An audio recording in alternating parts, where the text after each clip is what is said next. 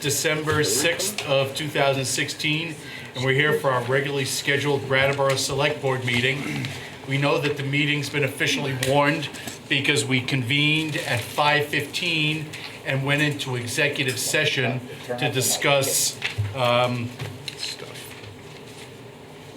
I was there and I don't even remember. Contracts, real estate leases, and potential and sale of property. So we conducted that business in executive session and arose without making any decisions. In executive session, we'll look forward to being able to share information as soon as it's ready for primetime viewing. We want to welcome everybody who's watching on TV, whether live or recorded. We want to welcome everybody who's in attendance at the meeting. Welcome our BCTV operators, member of the press, and our ASL interpreters, and all the staff members who are here working with us this evening.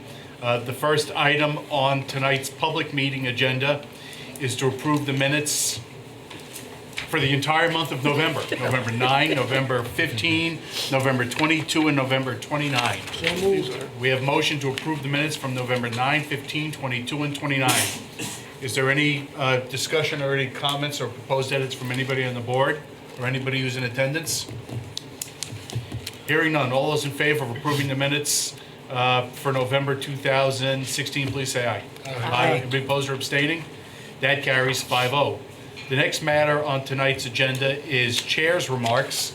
I guess I'll just note that we're in the middle of a very, very busy time here at Select Board. As you see, we've had meetings every week for the last month, and we'll continue having meetings every week for the rest of this month as budget season unfolds.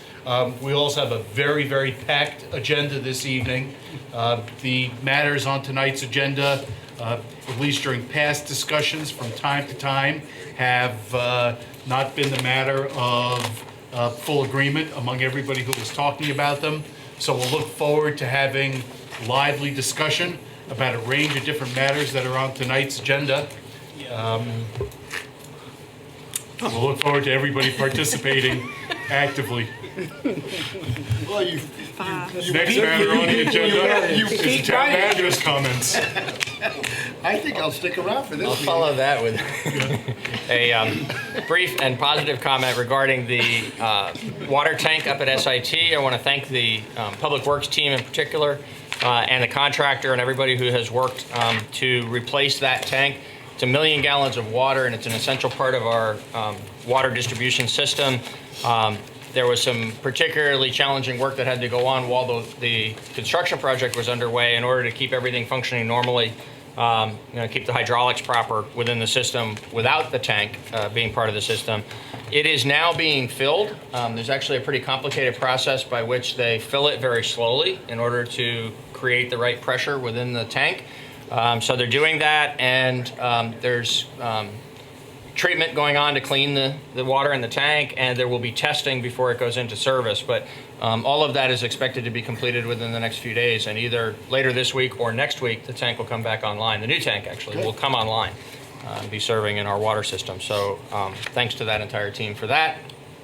I also wanted to advise the public that 1 week from tonight, when the Select Board meets to review the budgets of various town departments, we won't be in this room. There'll actually be an election happening that day related to Act 46. And so that'll be occurring here in the Select Board meeting room.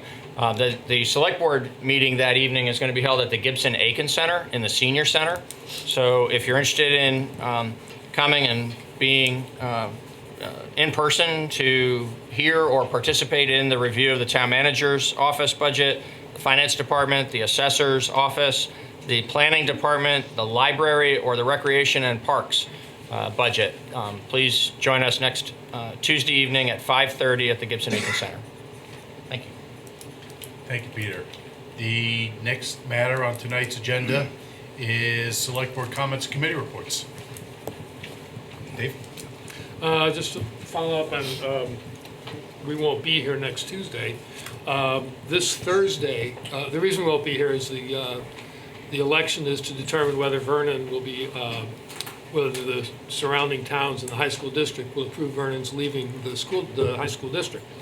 And everybody in Brattleboro should, and in fact, in all the towns, should have gotten a mailing about that, a big postcard with a lot of information on the back. That postcard has pretty much all the information that there is.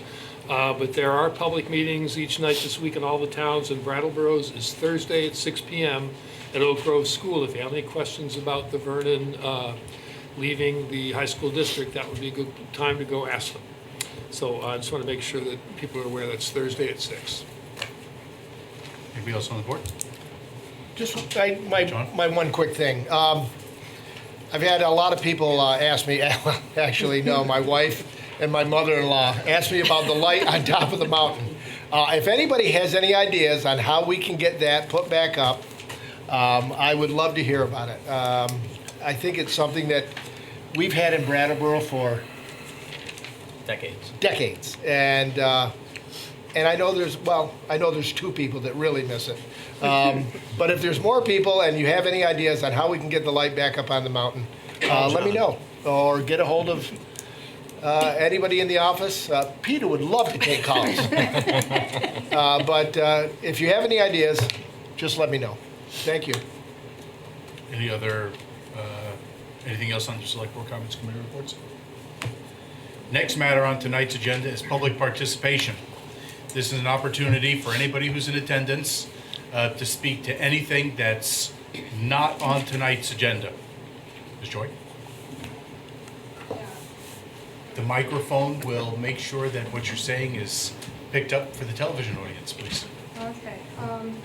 Dan just told me that the select board, hasn't been announcement of openings on the committees. Now our committee, the Town Arts Committee, is like, if one of us are gone, we don't have a quorum. We need that as soon as possible so we can put Dawn on, who's been working with the state curator. She's going to be a good addition to this. Okay? Thank you, Dale. What I'm going to ask is that Jan explain again, if you don't mind, what is the current process for our listing committee vacancies and then taking applications, because it changed this year and I listened, and I understood at the time, but I don't remember. Yes, so the select board will announce committee vacancies on all the committees in the town.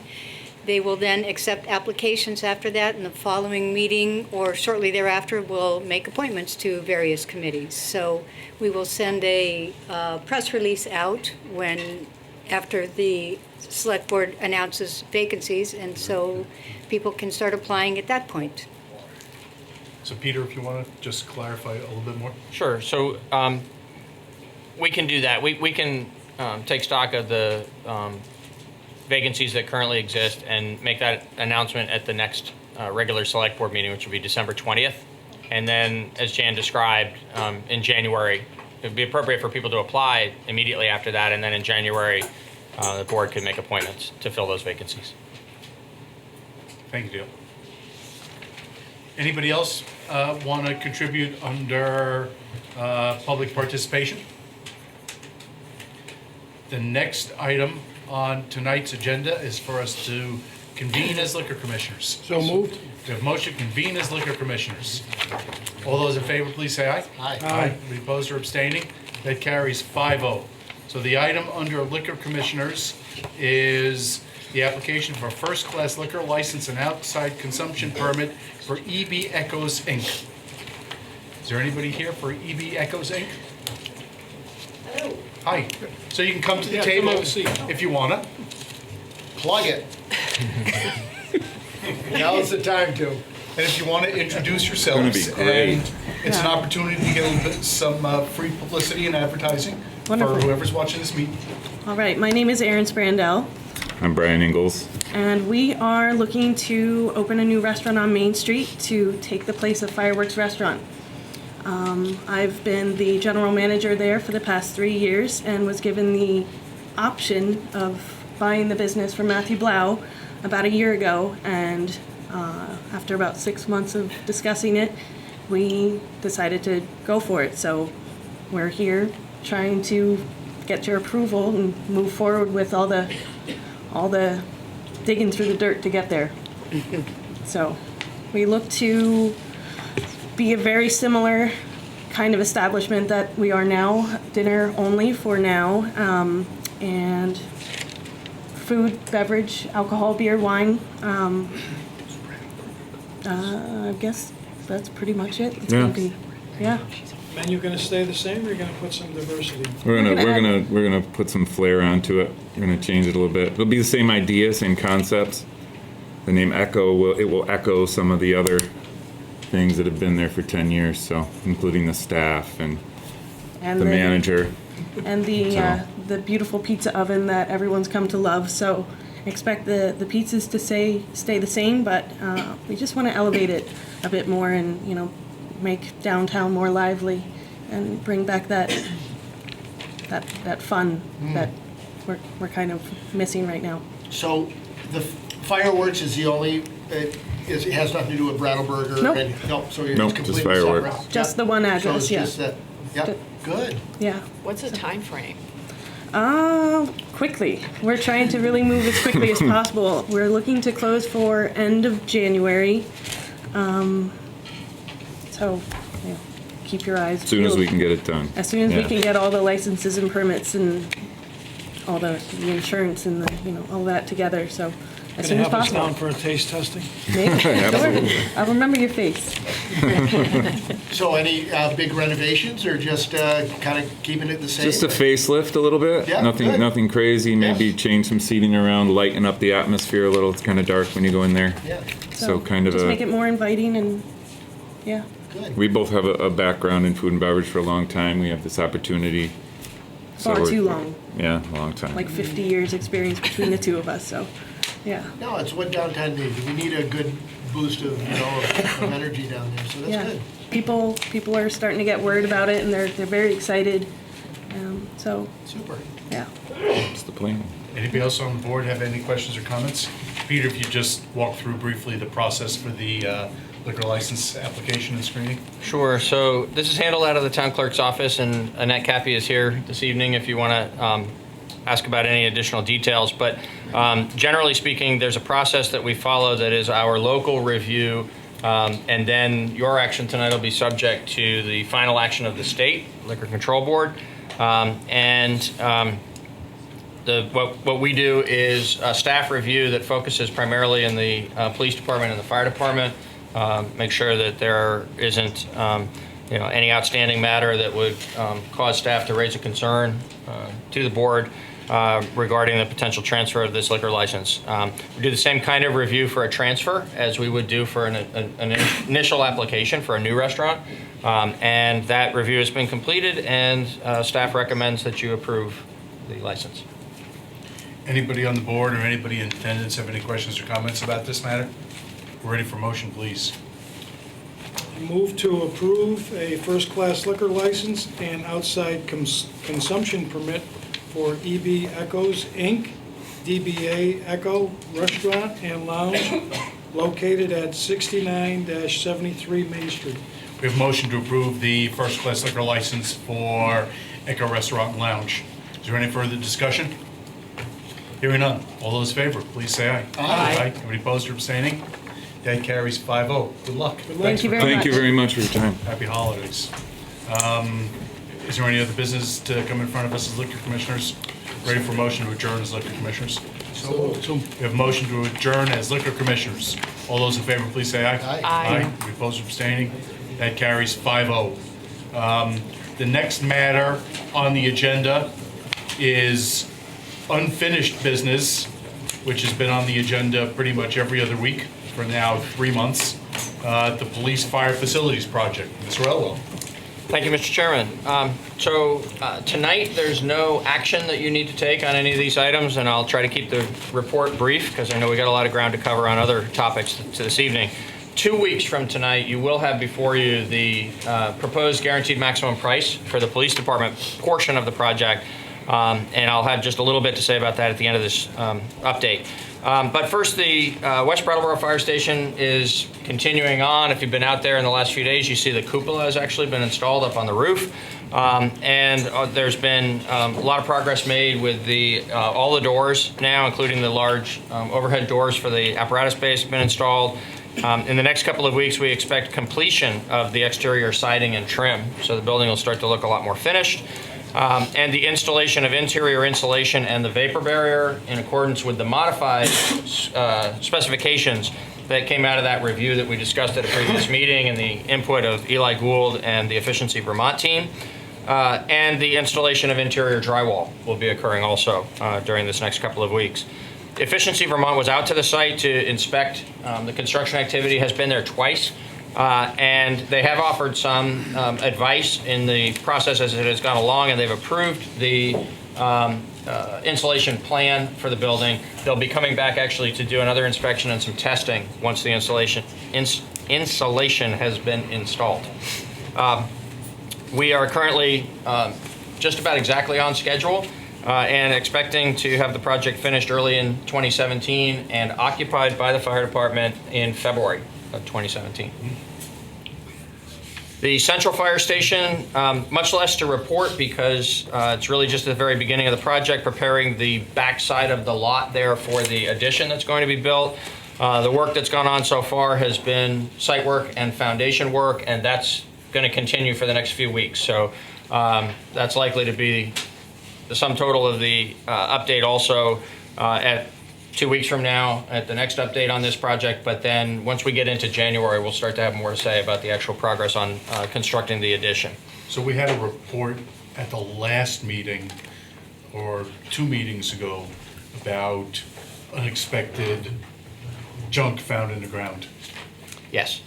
So have we gotten through that phase and we're now into a more predictable part of this project where we don't expect that sort of issue? yes, there is one more location where some additional excavation might encounter some additional unexpected material, but unexpected actually isn't exactly the right term.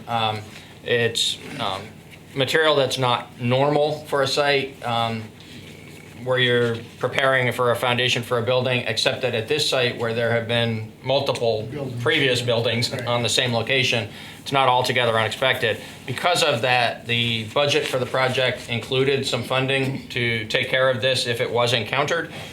We have been able to address what has been encountered within the allocation for that part of the project. So there's no additional funding requested or required. And we're almost in the clear on that particular part of the project. Thanks. Moving on to the police station, I'm happy to report that on Friday afternoon, we closed on the purchase of 62 Black Mountain Road. So the town now owns what was built 35 years ago as the Brattleboro Reformer building. The Reformer continues to operate from there and will continue to operate from there as the town's tenant. We will have before the Police Fire Facilities Building Committee actually a week from tomorrow, and then before you 2 weeks from tonight, the guaranteed maximum price proposed for the construction at the police facility. The initial numbers for that came in higher. You'll recall that on the fire station elements, each time it came in just about solidly on the number that we had expected. For the police project, for a variety of reasons that we'll go into more detail on 2 weeks from tonight, Steve Horton will be here and be able to address in greater detail exactly what caused the numbers to come in higher than expected and what we've done about it. But the initial numbers were about $500,000 higher than the $2.6 million budget for this element of the project. They've actually been able to do value engineering work. So without reducing the scope or the expected quality of the building, have been able to reduce about $400,000 of that overage. There's still a bit over $100,000 left, between $100,000 and $150,000. The guaranteed maximum price number that will be proposed to you will be about $150,000 higher than what was budgeted, and will give a very detailed explanation as to why that is, both for the committee's consideration and for yours, as well as discussing the decisions that were made to save the $400,000 so that you can be satisfied that it's not going to diminish the quality of the building that will be constructed. Kate's fault. I'm sorry? It was Kate's fault. Anybody on the board have any questions or comments about that report, about all three of the police fire facilities? Is there anybody in attendance who's got any questions about the police fire facilities project report? Just Peter, is there, in that report that we're gonna have in a couple weeks, is there room in there to maybe knock this number down without? Or is it, we're gonna have to wait until they do their evaluation? No, they've done a very thorough evaluation. That's how they've been able to remove the $400,000 and change from the guaranteed maximum price. I don't want to speak for the technical folks. I think it'll be very difficult to go any lower without actually affecting the scope of the project. Steve will speak very explicitly to why they think, and $400,000 is a lot of money. It is. And that was actually my concern. I wanted to get to the lowest possible number, but I wanted to not sacrifice anything that we think we're buying in this building. He's assured me that we're not, that we're going to get the building that we've contracted to get. But we need to explore that fully at the committee meeting next week, and then again here with the select board 2 weeks from tonight. Is this something that we maybe overlooked, or? The primary impact, but it's not the only one, which is why I want to be careful not to try to summarize it fully tonight, because I'm not the best person to do that. The primary factor here is the additional site work.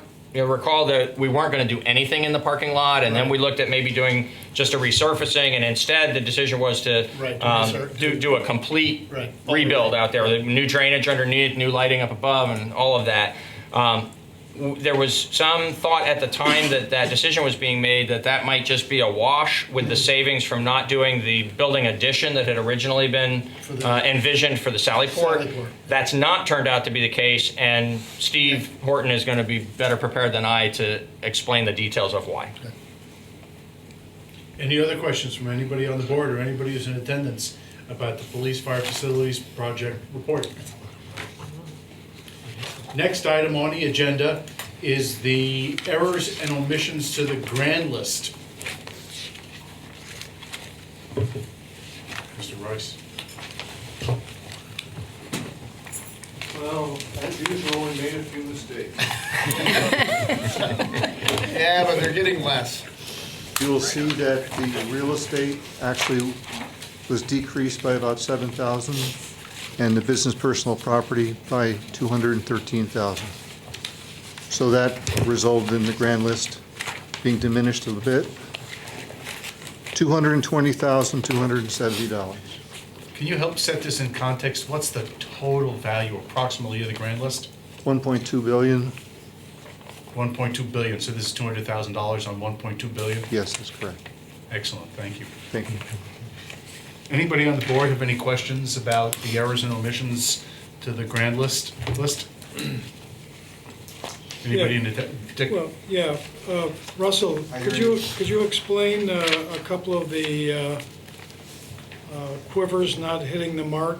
There's a couple that are quite large. Well, generally, we accept the number that the company gives us unless there's some extreme reason, and in particular, banks. Their affiliations change, their ways of valuing their assets change. Are you referring to the U.S. Bank National Association? Well, I'm looking at that, and then I'm looking at the bottom, previous value, new value. In their case, they filed once and then they filed again. Said they had made an error with the first filing. We take steps to verify that? We accept it unless there's some particular reason. And that's well within that kind of change is not unusual. What's more usual is zero. The number goes away completely and comes back under a different name. What is Cobalt? Cobalt's a gas station. Where? Exit 1. Okay. Any other questions or comments about the errors and omissions? We're ready for motion, please. We're looking to approve the changes in the 2016 grand list as set forth on the errors and omissions 2016 grand list report dated November 16, 2016 from Town Assessor Russell Rice. We have motion to approve the changes in the 2016 grand list. Is there any further discussion?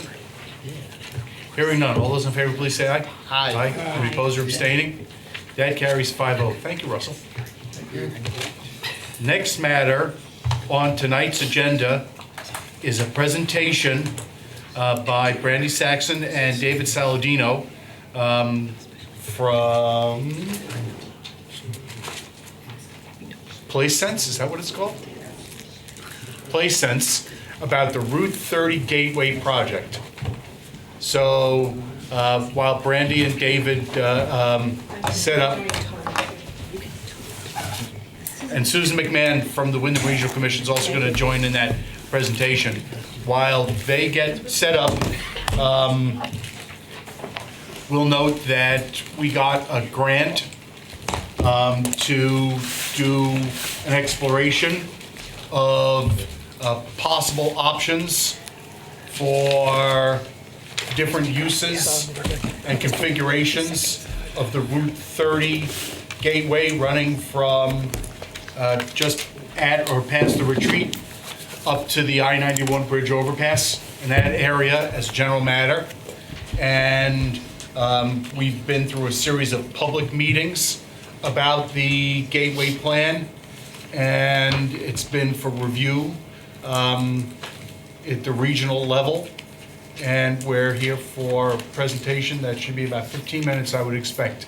I want to make sure there was a question about location of the screen. And so, does this work out for you, William? Good. Thank you. Thank you. So Want to before, introduce yourselves, please. I'm Susan McMahon. I'm the Associate Director from the Windham Regional Commission. And I just wanted to briefly just put this in context so that everyone knows where this funding came from and what the purpose was.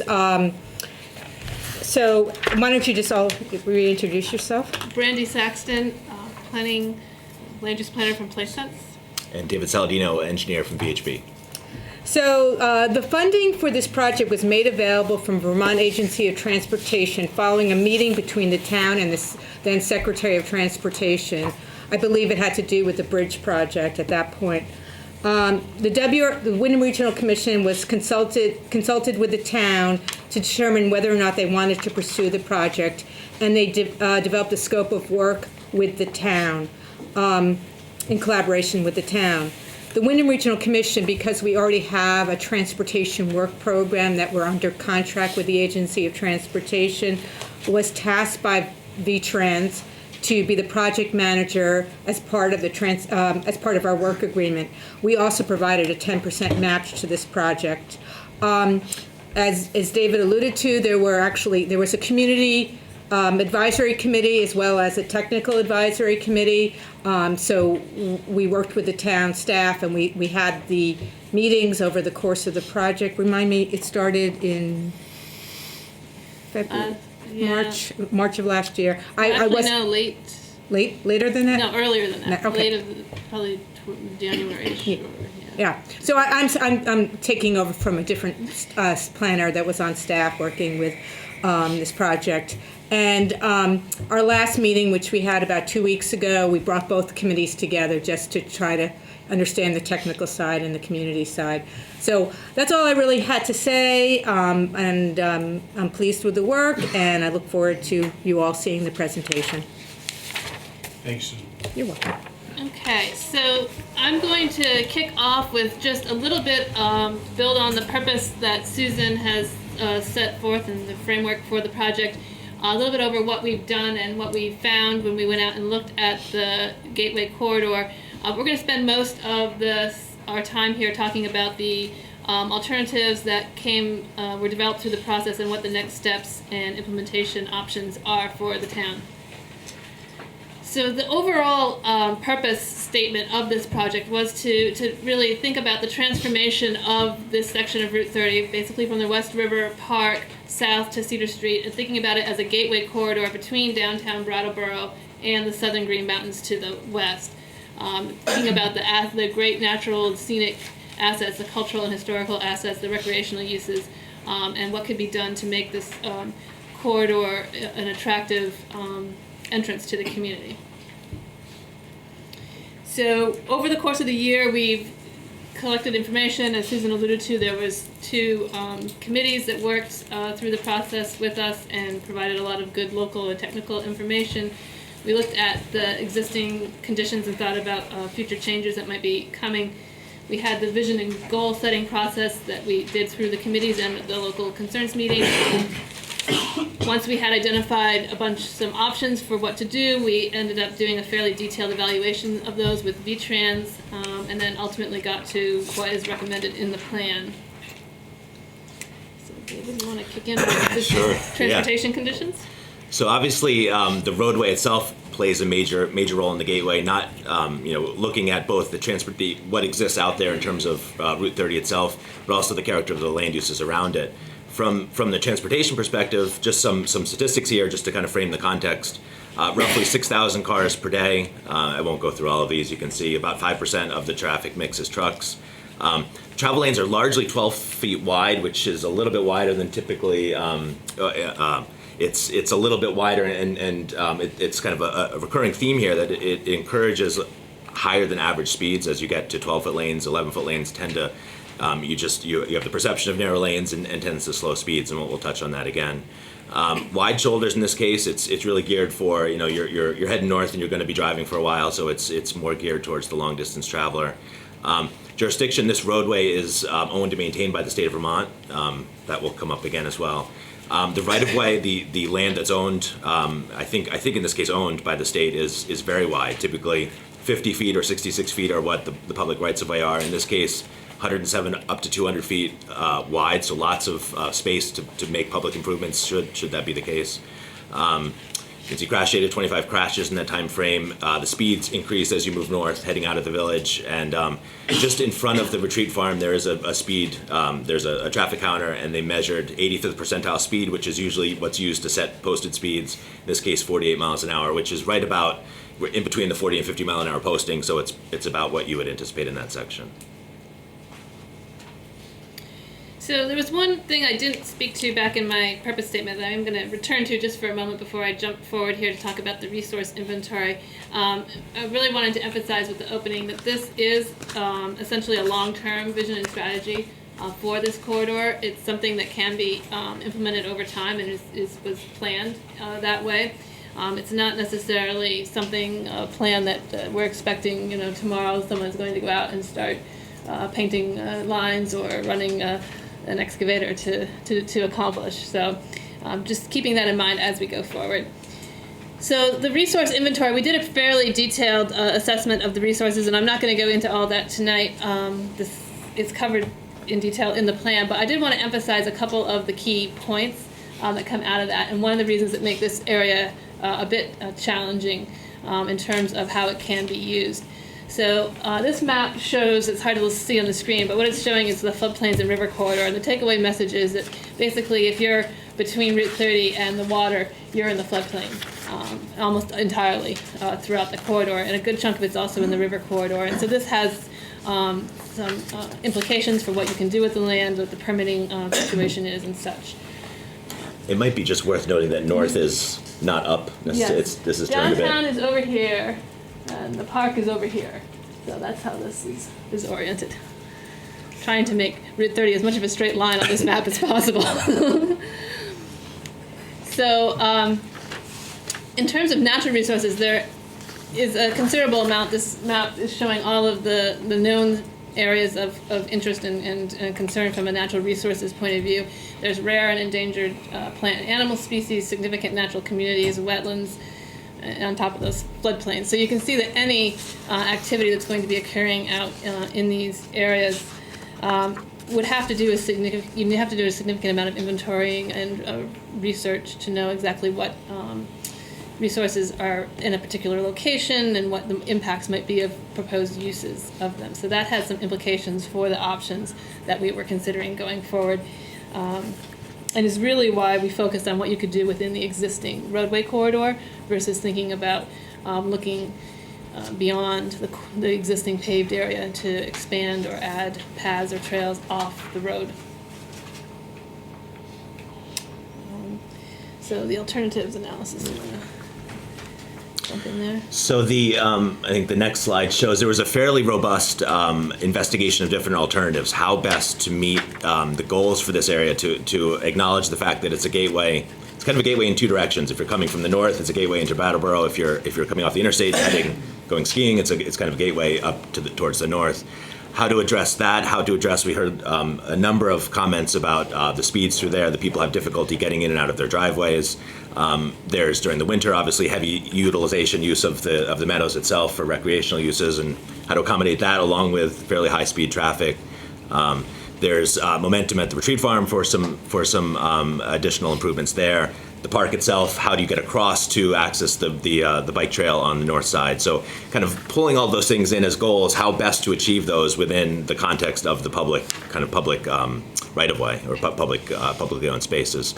So this is not by any means captures all of the alternatives. I think we had maybe 7 or 8, we got up to G, I think, in terms of alternatives. Just to highlight here, the top left shows kind of some of the, and just again to point out so the village is over here. Here's the retreat farm, the peninsula out here, the interstate bridge is here, the park is here. So thinking in terms of nodes and clusters, you've got some activity locations kind of breaking up the corridor into different expectations or sense of kind of what you would expect to see in terms of improvements here. A lot of the focus was on bicycle and pedestrian mobility. How do you get both kind of the long distance, how do you get people up to the park safely from downtown, and then to the meadows and places in between, and then beyond the park for longer distance trips. You can see the top right shows the existing conditions. It's a little bit hard to see, but basically it's the 12-foot lanes, roughly 9-foot shoulders, fairly wide bit of pavement. The left was an initial kind of characterization as you're heading towards. You can see the retreat farm in the distance. This is one concept of a possibility that could happen here. And it's really sort of an idea that emerged out of the local concerns meeting we had. Yes. I think actually Mark drew those while we were He did. That's right. at the That's meeting. Right. Yes. And then you can see this is alternative A, and the report details more of those in detail. We can certainly answer questions as we go forward. This again, you obviously cannot see the detail here. This is again a more detailed rendering of the corridor itself with the accessibility accommodations for bicycle and pedestrian trips, accommodations for calming traffic, addressing or thinking through stormwater, how stormwater is getting and potentially ideally treated before getting into the West River. The accommodations across Route 30 at the retreat farm is kind of the primary location for foot trips across Route 30. This blow up down below does show a little bit closer detail of the retreat farm. You can see the alley of trees in this location. Yes, I forgot we had even more zoom in. So just to show some of the concepts here, the idea, this is obviously pretty heavily landscaped along here to create a bit of a context, kind of a sense of place here. Centered on it from the public sphere, this crossing here. Right now, as you know, it's kind of the edge of pavement is crumbling down towards the meadows, and people obviously use it heavily as it is now. As they go down to the boat launch, it erodes away. So this envisions a much more kind of engineered solution, not something that necessarily stands out, but something that accommodates a terrace down to the meadows, allows for some stormwater treatment in those terraces as you step down towards the water surface itself. Really focuses on the crossing location, the pedestrian crossing location, with the bulb out, kind of sticking out into the shoulder, accommodating the on-street parking with defined spaces along Route 30, and kind of really creating a node of activity in that location. So the report also looks at other improvements beyond just the roadway and the shared use path concepts, thinking about signage and gateway signage to help create a sense of identity and a consistent way for particularly people who are walking and biking to find various destinations and signs that are sized and placed for them. And also thinking about the bridge, potential future bridge crossing to connect the West River Trail to the park, which this photo up here is an example of a bridge that got built recently on the Appalachian Trail in Bolton. Long Trail. Over the Long Trail in Bolton, over the Winooski. So a similar type structure would be what would be envisioned to help bring the bicyclists and people out walking and running on the trail into the park, or people leave from the park and go do that. So these are the details of the. So then we get to the roadway improvements, and as mentioned, we went through a number of different alternatives, and in some ways, I think we're really pushing the agency of transportation who owns this roadway in kind of comfort level in terms of mixing cars and bicyclists and pedestrians in the same space. From the design standards, from the kind of federal highway and state design standards, typically what they want to see is either a 5-foot bit of grass space between separating cyclists and cars, or some kind of vertical separation. That costs money. As you introduce the vertical separation, a curb, you then have to think about drainage. You're putting in catch basins. That adds a lot of money. As we're talking about a fairly long corridor. So we tried to lean more towards things that were feasible, within the less than $1 million range in terms of improvements. And so where we landed, that you can see the top cross section essentially, basically just repurposes the 42 feet of asphalt. And so we go from 8 or 9 foot shoulders to 4 foot shoulders, which for more experienced cyclists is plenty of space for the long distance trips. The way that this lays it out, there's a 4 foot kind of hatched buffer zone with some delineators or some kind of vertical separation, and then on the back side is an 8 foot space for people who aren't as comfortable cycling in the roadway, and then people on foot.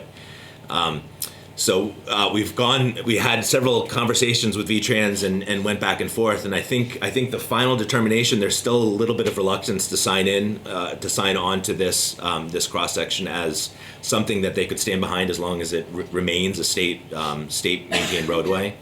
And so I think echoing one of Brandy's points, the idea here is to kind of paint the big picture view. What can happen along this corridor? What are some of the goals that we want to achieve? What are these nodes of activity? How best to accommodate the 42 feet of pavement? I think this is probably makes the most sense from a cost-effective standpoint that can both accommodate the pedestrians and cyclists. To move this forward, we'll take some additional conversations with VTrans as long as it stays state maintained. Just to note, there's an option, and VTrans is more and more pushing or encouraging municipalities to take over stretches of state-maintained roadway. There's some opportunity to. It can often be a cost neutral. There's monies that come from VTrans to maintain those roadways, but then the municipality takes over a large bit of the maintenance, and so. The benefit of doing that then frees up, the municipality essentially can decide what happens within that right of way, as opposed to having being limited by the state design standards. I throw that out there. That's nothing that's happening as part of this plan, but that's an option. There's an opportunity to, whether it's just to the retreat farm, whether it's the entire distance, if the town were willing to look at assuming jurisdiction over that stretch of road, it opens up more possibilities for the roadway itself. So I note that. So the top section, the bottom section just shows kind of a slice through at the in front of the retreat farm. So you can see in this case, that 4 foot buffered space gets replaced with an 8 foot parking lane, and then on the backside you've got the bicyclists and pedestrians, and then the idea of the terracing down to the meadows, to the water surface, to slow stormwater flow and kind of allow for more vegetation along there. Then we get into some of the numbers that you cannot see here. This is the implementation plan of the report.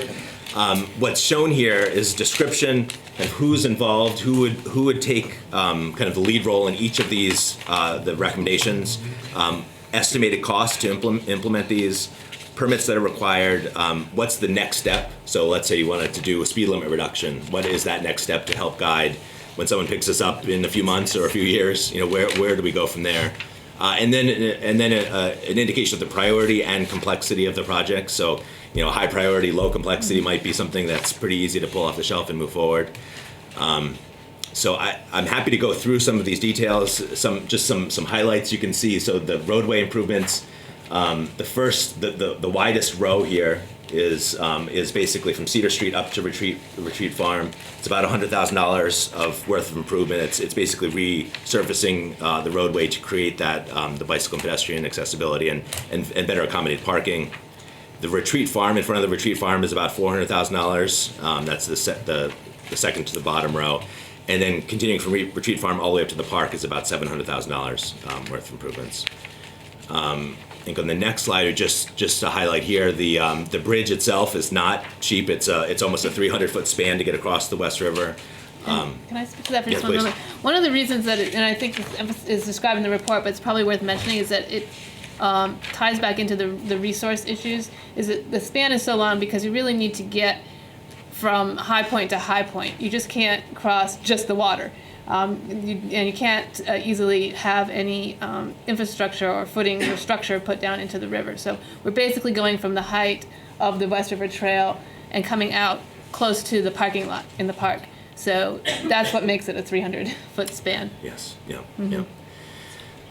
So that's close to $1 million to advance the bridge itself.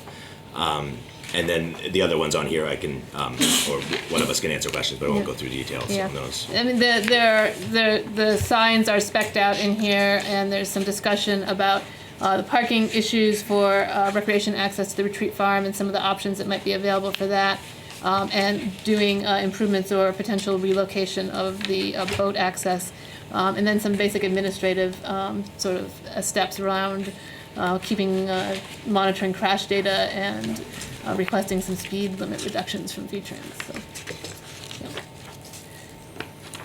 So that is our presentation. We're open to our questions and comments.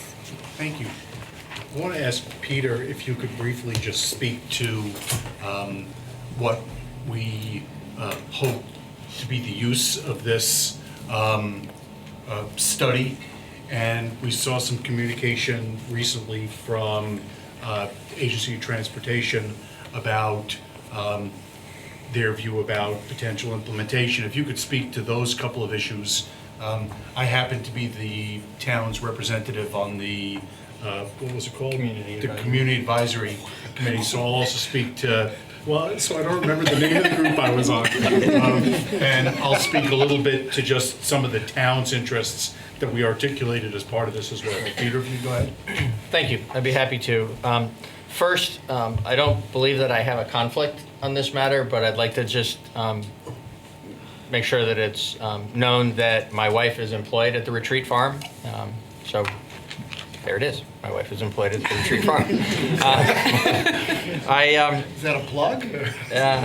No, just make sure There you go. nobody ends up surprised. That's right. As to the usage of this, we think that speaking for staff, that the plan turned out really well, and we appreciate the level of dialogue that the process allowed, not only facilitated by the consultants and the Regional Commission, not only between the town and VTrans, and there was a good bit of dialogue there, but also including the private parties, individual residents who own property along the corridor and the farm, and some of the businesses and others who had an interest in the project. So I think it was a good process. One of the challenges that we encountered along the way was the limitations, and the consultant spoke to this in the presentation, the limitations that current highway standards present in terms of what is or isn't allowed within a state highway right-of-way. And so some of the ideas that really got a lot of interest and support that are contained within the alternatives in the plan currently couldn't be implemented and have the road remain a state highway. The town would have to accept as a town road, class 1 town road, this stretch of highway or whatever portion of it we might take on in order to facilitate the implementation of things that don't comply with the state standards.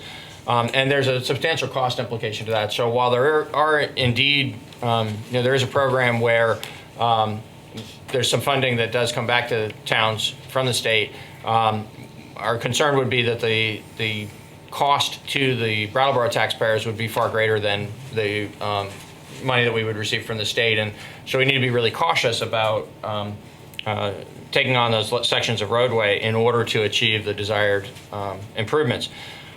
What we think, therefore, is there may be some opportunity over time to look at particular segments and work out that kind of an arrangement. But there's even greater promise, I think, based on changes that we have seen in those regulations and those policies, both at the federal level and here in Vermont, in terms of complete streets concepts and promoting bicycle and pedestrian activity in sections of roadway that have traditionally been devoted mainly to cars, that in the years ahead, it's likely that some of these things could probably be implemented and still have the section of roadway remain in state jurisdiction. When that might happen and how that might happen is, certainly only speculative at this point. We've been cautioned by VTrans not to hold our breath, but yet we have seen changes in the last 5 years that lean in that direction of the state having some priorities towards creating safer spaces for bicyclists and pedestrians within state highway systems. So, so that's kind of the setting for the comment I want to offer now, and this will be particularly valuable only to those folks who were involved 2 years ago right now with the scoping study that was done for Route 9 in West Brattleboro, coming through the village of West Brattleboro. But I know that the board was very involved with that, and people in the community were. It's really been, it was a valuable process at that time to have VTrans and the town and consultants collaborate on identifying a vision for what could make Route 9 passing through from approximately Greenleaf Street to the Melrose Bridge more pedestrian and bicycle friendly in that village setting there. And explicitly in that process, we didn't explicitly set out to do it in this process, but I think it's the place where we've landed. Explicitly in that process, the intent was to identify projects that could be completed either in one large-scale effort or in several smaller-scale efforts to achieve those improvements over a period of time. It wasn't intended to be the first stage of a continuous piece of work that would result in a project immediately, but yet would chart the course for how we could work together and opportunistically make those kinds of improvements in the future. And the proof is in the pudding. Here we are 2 years later. Earlier this year, when we were approximately a year and a half out from that study, the town applied for and received a state grant to do the first segment from Greenleaf Street to Bonnievale Road to improve the roadway and the drainage and the safety, both for bike ped uses and for vehicular uses. So we hope that that sets a really good example for how this plan can be used in the years ahead by the town and by VTrans and by the interested private parties to achieve some, at least, of the vision that is represented in the plan. Thank you, Peter. Just offer one addendum or one note to that. I guess full disclosure as well, we're also working with the Retreat Farm on the plans. Specifically, I'm working on the traffic, kind of how to accommodate traffic in and out of the Retreat Farm. I was talking with one of the staff at VTrans the other day, and the first question he asked, we're talking about an access permit, an 1111 permit. First question he asked is are the plans consistent with the Route 30 Gateway study? And so the fact that it had even made its way to him, I could have been anyone calling, and he's asking if it's in compliance with his plan. I thought that was a really big step forward. It's laying the kind of the big picture plan for the corridor.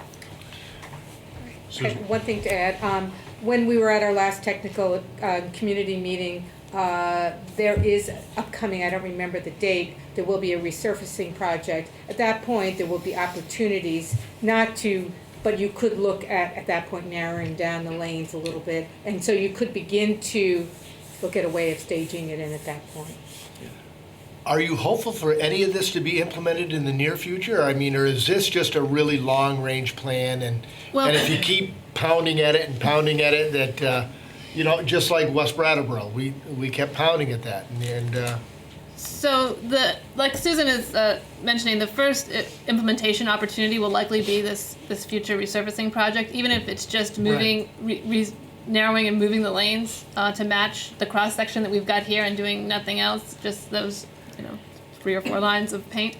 But that has, I think what they said is it was on the agenda, it was on the schedule, and now it's not, which means it's now probably 2019 or 20 year project at the soonest. But that whenever that project reappears and shows up on the schedule, that's the probably initial opportunity. It always was as we envisioned with this project. We just thought that was going to be in 2017 or 2018.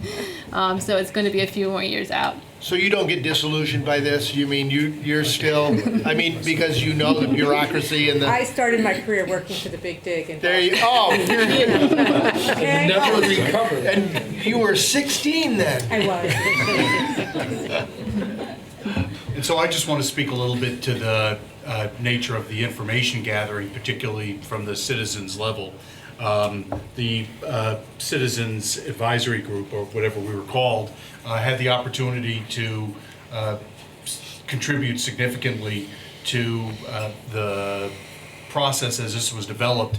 There was a lot of input that was given by community members about the recreational activities and the recreational opportunities there and maximizing those opportunities. And I want to thank the people who attended those meetings for participating and making those contributions. There was also significant input that was provided by nearby residents who've got significant concerns about speed of traffic going past and about their ability to get safely onto Route 30 from their homes. And so the traffic safety issues were considered both from pedestrian bicyclist perspectives and also from the perspectives of the people who live nearby and each day have to take risks trying to pull out into Route 30 when there's traffic going by at very significant rates of speed. So we want to thank all the residents who also participated in that process.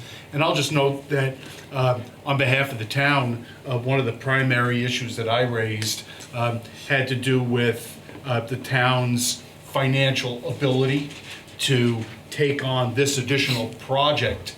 For us to do these improvements and then take on ownership of this road would involve significant costs, improvements, ownership, and maintenance. And there really is no corresponding source of revenue that's provided to us that could help offset those costs. The recreational opportunities are very important for the community as a whole, but improved commercial opportunities along this corridor here don't ultimately result in any additional tax revenue for the town. So essentially we're being faced right now anyway with potential improvements that would improve quality of life, but with no money to pay for it. And so we're looking at these in the long term. All of those considerations were looked at as part of this, and we want to thank you very much for your work. I know Peter's got an issue that he wants to raise, he wants the board to endorse, but before we go there, I want to see if anybody else on the board's got anything to say, or if anybody who's in attendance has anything they want to say now that this presentation has happened. Dick? Well, I want to dovetail, Mr. Chairman, just on what you said. I was doing some quick math here, and you're talking about $2.3 million worth of work in the corridor for the town to take on when it has significant debt service looking at it for the next 20 years, and figuring out how to get some partnership with the state in terms of, I mean, the bike path is a $900,000 project here. So that would be a huge concern that the municipality has in terms of finding partnership with the state on what's the low-hanging fruit. Obviously, the easy one is the paving and closing lines. But other than that, what's the other low-hanging fruit where there would be significant improvement possibly to the corridor, in your opinion, on what you've offered us here? Just to note, so the $900,000 amount is largely the paving. So in order to shift, so the double yellow line is in the middle of the 42-foot pavement right now. The idea of shifting everything kind of to the left so that you've got extra space for the cyclists involves moving the crown of the road over. And so a lot of the cost is actually milling down more of the, kind of reshaping the road as part of the paving project. I don't know whether, I assume V-Trans would be able to cover that as part of the paving project. So most of those costs that are shown here would fall within the paving program, V-Trans paving program. So when you say left, am I heading North? north? Yes. So you want to move that line to the left, Away from the river. away from the river?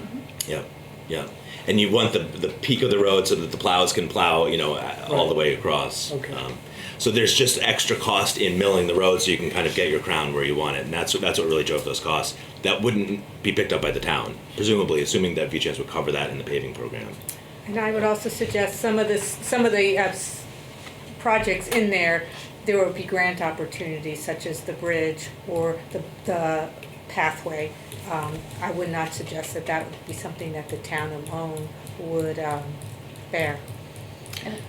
I guess I would say the one low-hanging fruit to me, it seems like with the energy around the farm itself, is that crossing and kind of formalizing parking along the access to the meadows. I mean, it's a well-used space, and if you've got improvements going on across the street, there's an opportunity to make it safer to get across Route 30 and then accommodate parking and access, which is... Can I ask you one more question? When you were doing the study, I know that the meadow is significantly used in the winter. And that's the highest rate, I believe, with the parking and, Yeah. What did you find in the summer months in terms of use in the corridor down by what you would consider the boat launch? That's usually people bringing their fishing shanties out in the winter. There is a boat launch across the way at the marina, which is for the more motorboats, Yeah. So we didn't do a formal parking study to document the number of cars that are there at a given time. Anecdotally, we heard from folks who do recreate there. So we have have viewed and looked at the location throughout the year. So clearly there are peak days when there is a large amount of usage in parking, and on a standard day in the summer, it's a much smaller demand. The parking spaces I think that you showed in front of the retreat farm, something like 10 to 14 spaces or something like that, probably covers what's needed on a slow, normal, typical day. It doesn't deal with that overflow parking that happens when it's the perfect day to skate out on the meadows in the winter or something like that. So there's sort of two levels of parking related questions that come up there. And the one thing I did want to go back to tie into something that Peter said was about the town taking over the road as a Class 1 road. And I think that's something that we discussed in the committees from the first meeting on, is that the town certainly doesn't want to take the road in the condition that it sits in today. If you took that road on, that it's probably going to be a revenue loss for the town and have issues. You would be hoping that you would make the improvements would be made while V-Trans owns the road, and it would get transitioned to you as an improved bit of infrastructure that you would maintain going forward. And so that's something that obviously would take negotiating and working with V-Trans further on, but I wouldn't envision that, and the plan doesn't envision that you would take the infrastructure as it sits there today. And the town does get block grant aid for every mile of Class 1 town highway, and so this would expand the amount of Class 1 town highways, so you get some additional funding that way as well. Anybody who's in attendance have anything that they want to say about this study here? Yeah. Deb? Yes, sir. Microphone.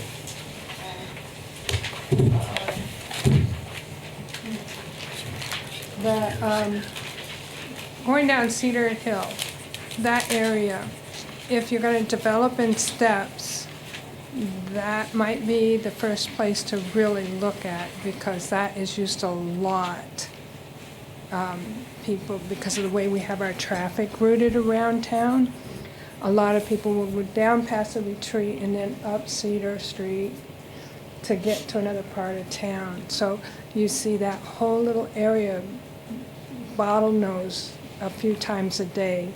And then the traffic down through there on weekends.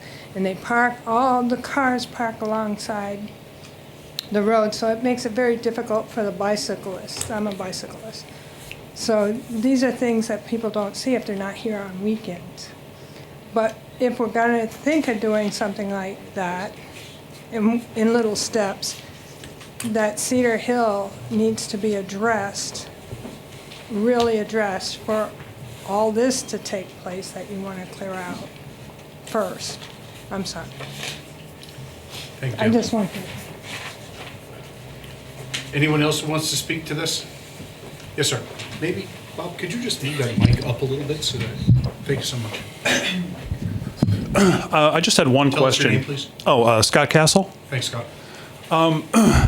This is new information to me, but I did have one question. If the idea is to connect the retreat trail system to the West River trail system, has the old 91 bridge been considered as being turned into a pedestrian walkway, since there's a trailhead on on each side? And I was just wondering if that had ever been considered, as opposed to building an entirely new structure of transforming the old 91 bridge, once the new bridge is completed, into a pedestrian walkway. I can speak to that. The old 91 bridge is coming down as part of the state highway project. I've had the great opportunity to be up there a couple times, and that old bridge is in terrible shape. Okay. Yeah, I had thought, like kind of a Highline bridge type thing, and it would be serve two purposes. But if that's what's happening, then it's a moot point. Thank you. Yeah, right. Well, I guess also worth noting, the new bridge does have accommodations for a potentially hanging a suspension bridge, pedestrian bridge. But I think that's upwards of $2 million and over. And so what was shown in the photo is less than $1 million, so it's a cost measure. And that hanging bridge has more technical challenges, actually, than the bridge at the park location, too, so.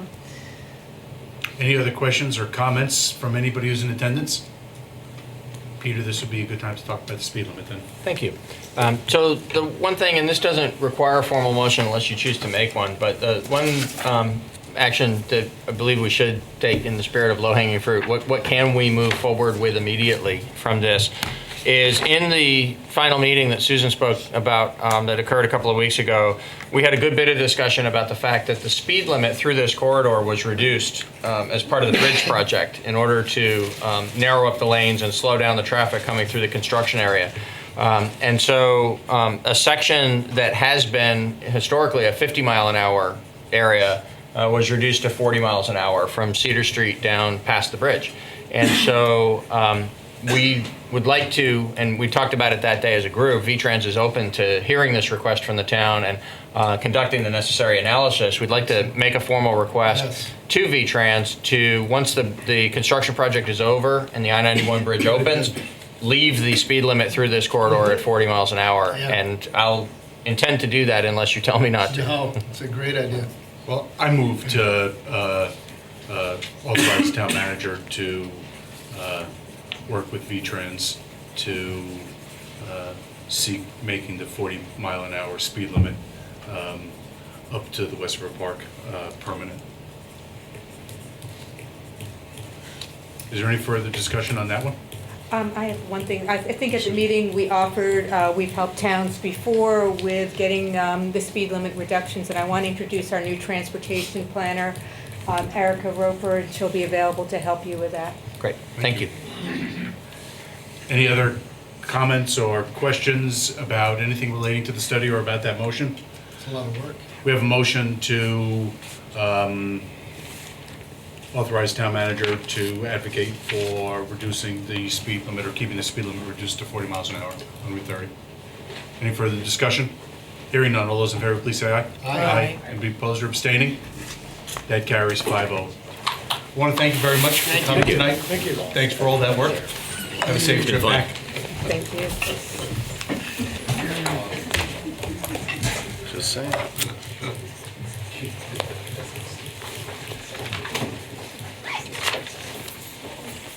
The next item on tonight's agenda is solid waste-related matters. There's 2 or 3 different inquiries that we're going to be looking at tonight with respect to solid waste matters, and I'm going to just introduce the first topic. The first item under solid waste is addressing the town of Brattleboro's representation on the Windham Solid Waste Management District Board of Supervisors. The reason that that item is on the agenda is that 2 meetings ago, I think it was at our our first November meeting, the board voted to instruct our representative to the Windham Solid Waste Management District Board of Supervisors to cast the town's 6 votes for the budget that did not provide for continued operation of the materials recycling facility at the Solid Waste Management District. And at our last regular meeting, we learned that our representative actually cast our votes for the budget that continued the operations of the materials recycling facility. It raised substantial issues about public policy decision that the board made through that vote being followed through on by our representative on that Solid Waste Management District board.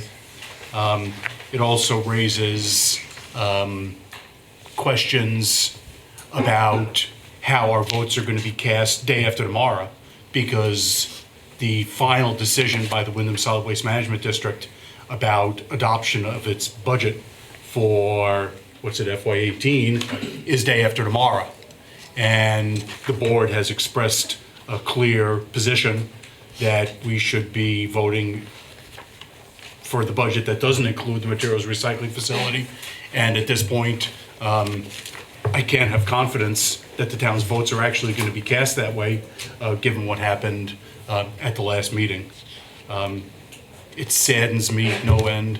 I think that you're a man of conscience and,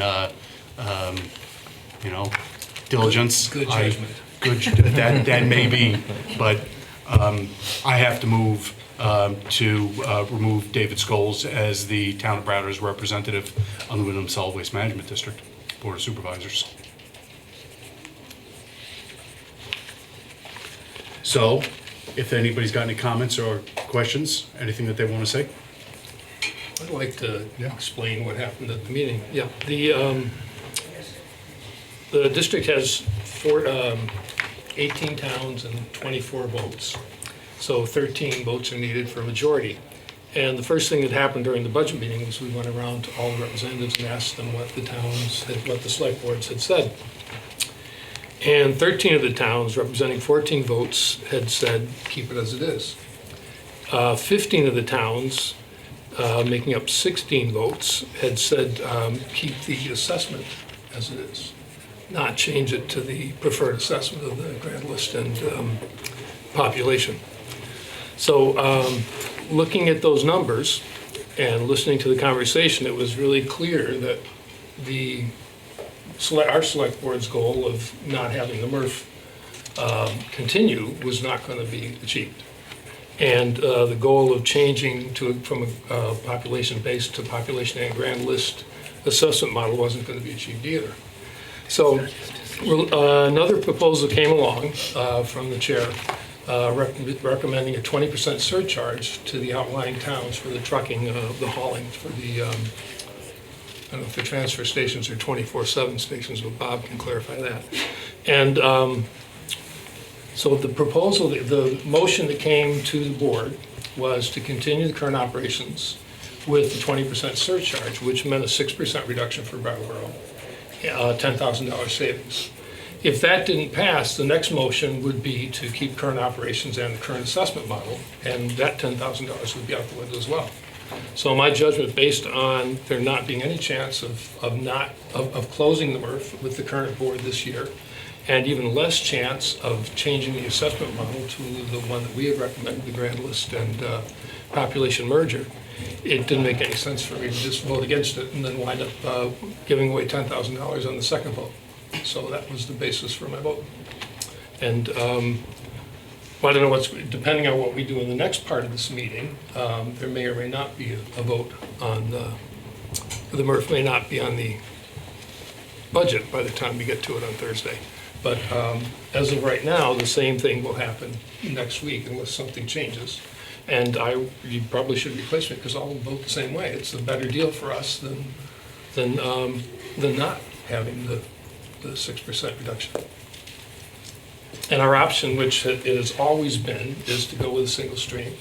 And that would settle the issue for both municipalities.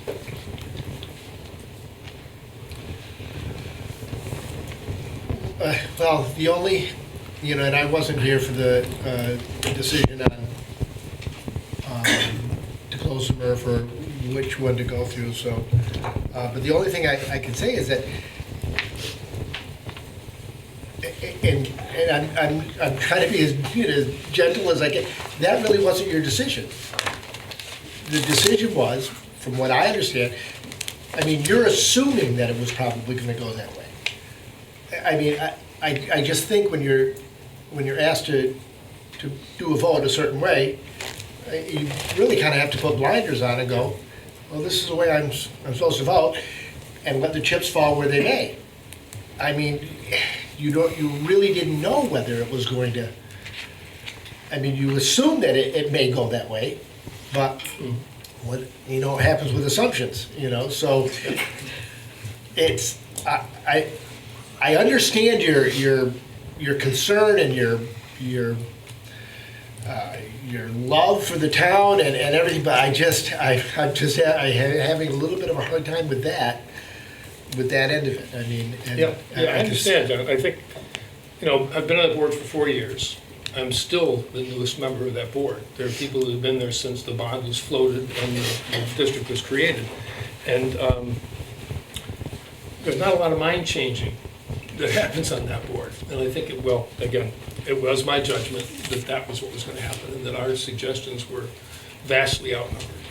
And even with our additional votes. And it really just didn't make sense. I think, I'll go next. I think for me, sometimes it doesn't matter whether you're going to win or lose. You know what I mean? We all, as 4 of us, because John wasn't here, or 3 of us, how many there were that day, voted to go a certain way. And sometimes we have to take a stand. This is the way Brattleboro wanted. That was our message to the solid waste district. So that's sort of where I come down on this, and I feel like sort of bad about this whole thing.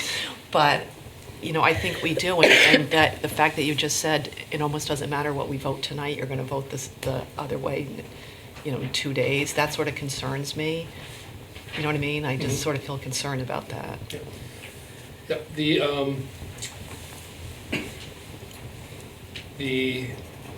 The motion was a 2-part motion, and I mentioned this last time, but not in any depth. But the first motion was, the first part was to approve the operations budget, keeping the MRF, and the second was to go with the 20% surcharge for the outlying towns.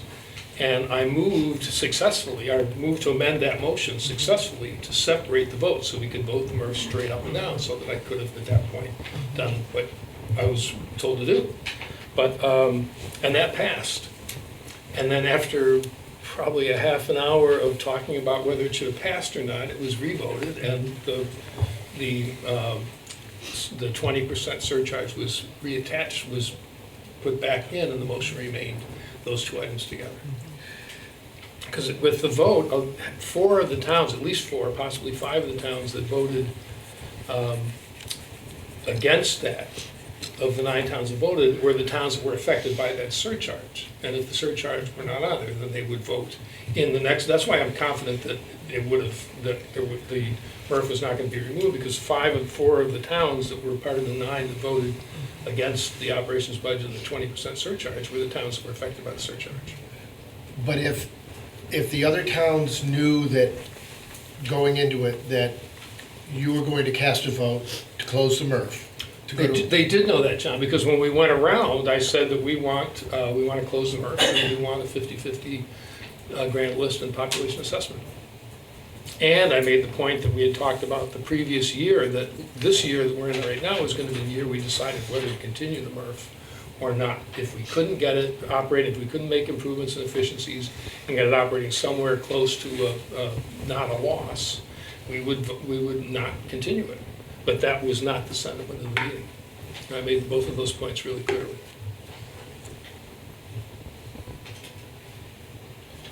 Well, I'm not going to pile on. I mean, you know, obviously, David voted something with his conscience. It's not what the board voted for. I probably would think a better exit would be maybe that you would resign your position rather than have the board terminate your position. I think, you know, exit with some dignity rather than face the firing squad, which you already have. And I can understand my fellow colleagues being upset. This has been an issue that's been going on for several years, and I haven't been a part of it. I came to the ball game late. So having said that, though, I applaud you for trying to save us $10,000, but at the end of the day, I do agree with Kate that, you know, your job there as our representative was to carry out our vote.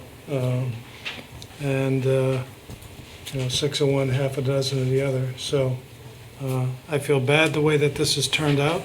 I feel bad that we're having this conversation like this. But be it as it may, I think we should move on to our next step here. Is there any further discussion? There's a motion to remove Dave Scholes as the Town of Brattleboro representative to the Windham Solid Waste Management District Board of Supervisors. All those in favor, please say aye. Aye. All those opposed or abstaining? Abstain. That carries 4-1. Abstaining or No, opposed? abstaining. Abstaining. That carries 4-0-1.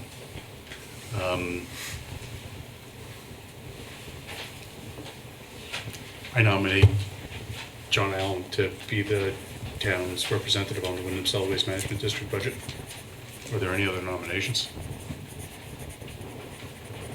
Is there any discussion? Anybody on the board or anybody who's in attendance? Hearing none, all those in favor of John serving as our representative on the Windham Solid Waste Management District Board of Supervisors, please say aye. Aye. Anybody opposed or abstaining? I'll abstain. That carries 4-0-1 with John Allen abstaining. So now, the next item on the solid waste management agenda is the administration's recommendation with respect to our handling of recycling going forward. Peter? So, with due respect to the fact that there may be people listening to this for the first time, I think that's unlikely. There's been consideration of this very matter for now years, actually, particularly at this time of year, recurring consideration of it. And this year, we've had this item, this very topic on the agenda, half a dozen times in the last 4 months. So in the interest of time, with the length of this agenda, I'm going to cut straight to the chase, if that's acceptable to the board. Yes, please. We've given long and careful consideration to what the alternatives would be for the town if we were to take our recycling any place other than to the solid waste district. And the clear primary alternative and preferred alternative for the town is to use our current provider of Triple T Trucking to take our recyclables as single stream recyclables, which I'll explain more in just a second, single stream recyclables rather than dual stream recyclables to Casella's processing facility in Rutland. There's a value to the town because it would be single stream, which means that all of the materials, the beverage containers and other containers, along with the paper products, can all go into one bin. People don't have to do that. If in a given household people prefer to keep doing what they've been doing, they certainly can. But it would be allowed under single stream for everything to go into one bin. Because it's going to streamline the collections process for Triple T, they've offered us a $24,000 reduction in the cost for the trucking. The totality of the math, where we take that discount and factor in the tipping fee, which is currently $17 per ton at Casella, that will vary some throughout the year. And so one of the factors here in this decision is that we can't be exactly precise in the amount of savings or additional costs that the town might bear by making this decision. But I'm going to put in context in just a moment where we think that lands in terms of the range of potential outcomes. But as of right now, it would provide a savings to the town at $17 a ton. The total cost for taking the materials to Rutland, to Casella, rather than to the solid waste district would be in the range of $150,000 to $160,000 total, all in the trucking cost and the tipping fees. The reason that's a range is there's some amount of uncertainty related to the quantity of recyclables that will come out of the Fairground Road facility. So the district operates a drop-off location at our Public Works facility on Fairground Road. We believe that the majority of the material that is dropped off there comes from people who are not participating in Brattleboro's curbside program, either from out of town or from people who are in town but would not otherwise be able to leave their materials at the curb because it would be more convenient for them to leave them at their curb. So we do know there are some circumstances that cause certain individuals in town to take the materials to that site. There would certainly be some of that Fairground Road material that would make its way to the curbside program. But if 25% of what's going into Fairground Road made its way into the town's curbside program, the cost would be about $150,000 total, $150,500. It would be less than $160,000 if it was 50% of that material. We'd still be less than $160,000. The cost for the what's been tentatively approved by the Solid Waste District, Brattleboro's cost for that for the upcoming fiscal year would be $163,327. So in the total range of the most likely alternatives, obviously there could be an outlier if some really unpredictable circumstance arose. We could have a higher cost than what I'm about to say, or we could have even a lower cost and a greater savings than what I'm about to say. But we really feel very solid that the range between $150,000 on the low side and $170,000 on the high side is where this is going to land in the coming fiscal year, in fiscal 18. Based on those two variables of the tipping fee at the door at Casella and the amount of material that'll make its way from the Fairground Road site into the curbside stream. And we think it's most likely within that range that it's going to be in the $155,000 to $160,000 range, a very small savings, but still a savings to the town. Notwithstanding the uncertainty that represents and the fact that a worst case scenario could play out where the town incurs a $5,000 to $10,000 additional charge beyond what the solid waste district cost would be, for the reasons that we've exhaustively discussed on prior occasions and for the fact that there's a likelihood that the town would achieve a small cost savings. One of the things I'll just note for those who have been frustrated in the community by the fact that the plastics 3 through 7 have been allowed by our decision here locally to continue to go into the recycling bins, but for a good long time now, because the market has been weak and they've not been able to get a good price for those materials, the district has been actually pulling those out of the recycling process, and those have been going to be treated as garbage. At Casella, because they're dealing with a larger volume and a different array of disposal options, those 3 through 7s will become recycled again. So there's a few marginal aspects like that, a few incidental benefits that would come from going the Casella route. We'd likely achieve a little bit of a cost savings. We may not achieve that, but there would be certainty going forward of a more stable situation in the dual stream system that this board has been considering now for several years. So in the totality of all of that, our staff recommendation is that this be the moment when the board makes the decision that we transition to a dual stream recycling service, Triple T being the hauler, Casella being the processor. We could do this during this current fiscal year, so it wouldn't have to be something that would wait for next July to implement. The contract that we have with Triple T that was renewed last year at this time explicitly calls for the opportunity for the town, if we make a decision by December 31st of this year, to make this decision and make this transition using the pricing, the $24,000 savings and the other pricing that was set forth in that agreement. What we would suggest is that you express your intent to make this transition in your motion this evening, and that you direct that staff refine the details of this with Triple T so that we could bring back to you at a future meeting, presumably as soon as December 20th, the full, clear details for you to give final approval to making this transition, including the transition schedule and other final details. Can you explore with Triple T the possibility of continuing to deliver compost to the Windham Solid Waste Management District? Sure, that's actually an important point I should have made as part of the presentation. So the organics and compost. The organics could possibly continue to go to the district. They could possibly go elsewhere nearby. Their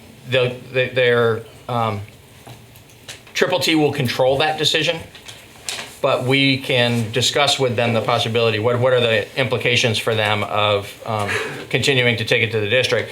Bob Spencer is here, and I don't mean to speak for you, but I know that you and Patrick have discussed this very matter, and our understanding is that that's a growing part of the operation at the district, and based on the state requirements that more commercial entities are coming on to participate, that even if Triple T were to decide to take the town's volume of compost elsewhere, that portion of the district's operation will remain viable. Have I fairly represented that?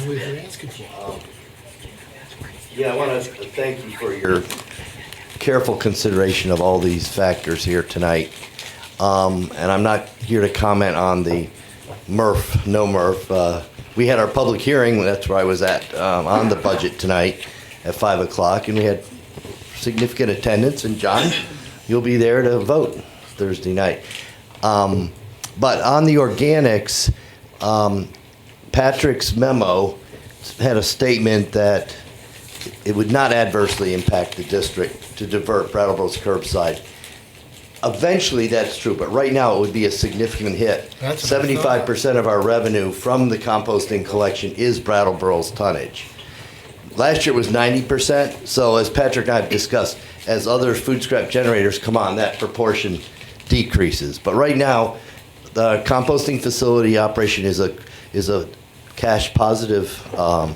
We have, and I presented this the last time I was here, a model program for the state. We've branded the compost product as Brattle Grow. We've sold out. We've donated many tons to local schools and not-for-profits. So we have a good thing going with that. Our long-term goal in the next 5 years, or maybe a couple, is to invest in a facility. If in fact the MRF is closed and pulling out 20% of our tonnage, which is what you may do, we'll close it. It doesn't take a vote at that point. So, but that would allow for repurposing the building and facilities for organics management. We are anticipating a significant increase in tonnage as the law is ramped up in terms of ramped down to smaller generators. We have a grant from A&R right now to work with 60 food scrap generators they've identified in Brattleboro that are currently subject to the law. We're going to work with the Chamber of Commerce on having some workshops. So that's a major new program effort for the district. So I would like to suggest, and I think that's what David was, that let's do a careful evaluation like we have for over 2 years on the alternatives to recycling. Let's look carefully at the organics. I've talked to Peter at Triple T this morning. We are willing to make a concession on our tipping fee to make this economically viable for the district and the town. I mean, that's what we do. We work together. I also want to point out this vision that we have of possibly generating electricity from food scraps. We have the infrastructure in place with the landfill gas and generator, which the gas is declining. The state of Vermont has a very attractive rate for food waste generated electricity at 20.8 cents per kilowatt hour. The Clean Energy Development Fund that was dedicated for Windham County from the Entergy settlement includes over $300,000 for, literally says, a food waste anaerobic digester. So there are some, and again, this takes evaluation how to finance. We have $100,000 a year lease payment starting on our new solar facility next year, of which would provide some source of revenue for bonding or investment. So there's some potential upside to all of this to look at that. And I appreciate that opportunity to work, I assume, with Patrick and John. And I also want to thank David for his really amazing service on the board, thoughtful always, and on the finance committee and on the alternative funding committee. And I just want to acknowledge his role. Thank you. Thanks, Bob. Any questions? I'm here. So, Bob, just one thing. You know, I've been vocal about the MRF for years, but on the composting, I will wholeheartedly try to, get you guys to get the composting, because it's a natural fit, and you guys have done fantastic with that. Well, thank you. So, well, you had 13 pounds the last time I weighed your bin. I see. When Moss and I go out there, I notice who's composting in it. And I won't comment on everyone. No, I'm telling you though, it's one of the better things that has come along in Brattleboro in a long time. And I wasn't a believer in it in the beginning, but I'll tell you, since we've had it. Well, I got to tell you, I was very skeptical. I said, no way can residents do this in a way that will make something marketable. Exactly. But we have even some of them are reluctant composters with pay by the bag and now every other week. That's not people that are necessarily came in when they were the first 150. So it comes back to Brattleboro. This is the only recyclable that people can reuse right in their own community. Right. And people have really embraced it, and so I think we have an opportunity to grow it and work together. No, so thank you. You guys have done great with it, so I will really push with Triple T. And actually, Triple T, it's 20 miles to haul it to Greenfield. Yeah. 5 miles to haul it to Brattleboro, or to our site. Right. Excuse me. But they pick it up on the same truck. Yeah, they want to take it back to their yard, and then. Although I think, and Peter agrees, we can explore them coming directly to our site as they currently do, and then taking the recyclables. Yeah. But that's what I'm saying. Let's take a look at it. Okay. Peter? Yeah, I just want to confirm it. We'd be happy to take a look at that. That'll be one of the details that we need to refine before we bring it back for your final approval. And I also want to reassure the public, for those who've been listening to the conversation, the question here is not about whether we will continue and sustain this incredible success of a curbside composting program at Brattleboro. The only question is, once it leaves the curb and has been picked up, where's it going to go to be processed? Right. So, thank you. Any other questions or comments? I think we're ready for motion, please. I move that we direct the town manager to finalize details with Triple T Trucking for the curbside collection of single-stream recycling for processing and disposal by Casella in Rutland. We have a motion to have the town manager work with Triple T to make arrangements for single-stream recycling up to Rutland by Casella. Is there any further discussion? Just one more quick question. So at the meeting on Thursday, I will be directed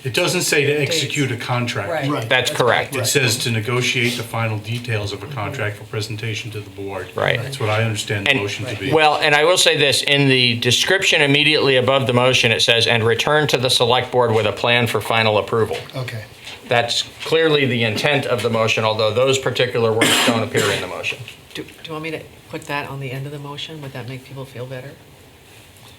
You can change the motion if you like. I mean, I don't want someone to vote against it because it doesn't have that. Well, maybe, Bob, is there anything that you can clear up? Well, I just want to follow up on Mr. DeGrace, that there has to be a planned exit strategy for this. And I would suggest that we, as part of either motion or as a follow-on, that we continue to work together to figure this out. Because literally, it's a fiscal year through June, so June 30th, our trucks will be driving back from all these towns, bringing back all these boxes. The facility will be full. We will still run for at least another month. I've done a projection of at least $100,000 to continue running and close it, and that factors in the revenue. So there's a lot of uncertainty. This is all new territory. But to do it without causing damage, as you're saying, to the district, and I don't think there's legal, it's just financial adverse impacts, but I could be wrong, that we work together to come up with a good exit strategy. So, Yes. in response to your first question, I believe the November 2nd minutes instruct our representative to vote for a budget that does not include continued operation of the MRF. So the corollary is, to the extent that a budget is presented for vote on Thursday that includes the MRF, we would expect you to vote our 6 votes against it. That's what I understand. Everybody agree with that one? Right. Yeah, and then, yeah, I thought so, man. It's pretty clear. So, you want to change the language? You know? John thinking fast. Kate, do you want to add language, or you're all set? No, I'm all set. I just don't want All right. anybody else to. Is there any further discussion? All right, we have a motion to direct the town manager to work on details with Triple T to move towards single-stream recycling. All those in favor, please say aye. Aye. Anybody opposed or abstaining? That carries 5-0. All right, it's 8 o'clock. We've been going for an hour and 3/4 of public session and an hour before that in executive session. I expect we're going to go at least another hour and a half. We're going to give everybody a 5-minute break. Office, we're 2.5 now. We've streamlined a lot of tasks that we do, and we've taken advantage of technology, and we have, as they say, necessity is the mother of invention. So that being said, if you'll notice, the revenues are projected to increase slightly. We have instituted some additional fees for the liquor and tobacco licenses, not for the licensing itself, but for the permits that we issue throughout the year, the request to cater permits and the special events and the festival permits. We've added on a local cost to that where there wasn't one before. We've increased the dog licenses a small amount, and pretty much, cemetery plots. We have increased that a small amount also. So the revenues are projected to increase slightly. As far as the regular budget goes, little change. The usual every other year we swap the restoration of records and election on years when we have a primary and a general. We increase that and decrease the records restoration, and then in the opposite year we switch it back. And that's about all there is for change. If there are any Did a questions. very quick math, and did you just tell us you reduced your budget by $16,000? How it was reduced by 16,000? Well, 2,000 additional revenue and 14,000. So why it's reduction. going down next year in comparison with this year? Not why, just is that what's happening? It is, because I'm leaving.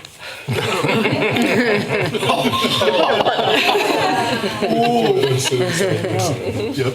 Last time I'll ask the question. 28 years from now, you can ask the same question. Yes. If you're still on the board. Does anybody on the board have any questions, any other questions about the town clerk's budget? No, it's, I mean, most of your income is through fees, so, And most of them are state mandated. yeah. Anybody on the board have any questions? So what, I'll just note generally by way of process is that we've been going through individual departments at each successive meeting. And we actually had planned to have 2 departments presenting tonight, but given the length of the agenda and the number of items that are on for discussion, we decided just to hear from Town Clerk. Thank you for coming. Sounds like there's no other issues. And thank you very much for Yeah. your years of, 28 years of this. It's been a pleasure. Thank you. I'm going to miss it. It's been a pleasure.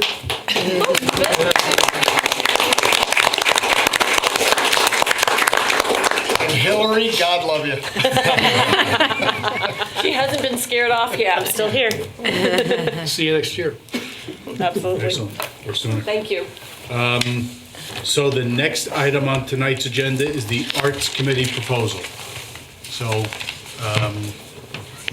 if you want to come to the table and introduce yourselves and tell us about the Arts Committee proposal, that'd be great.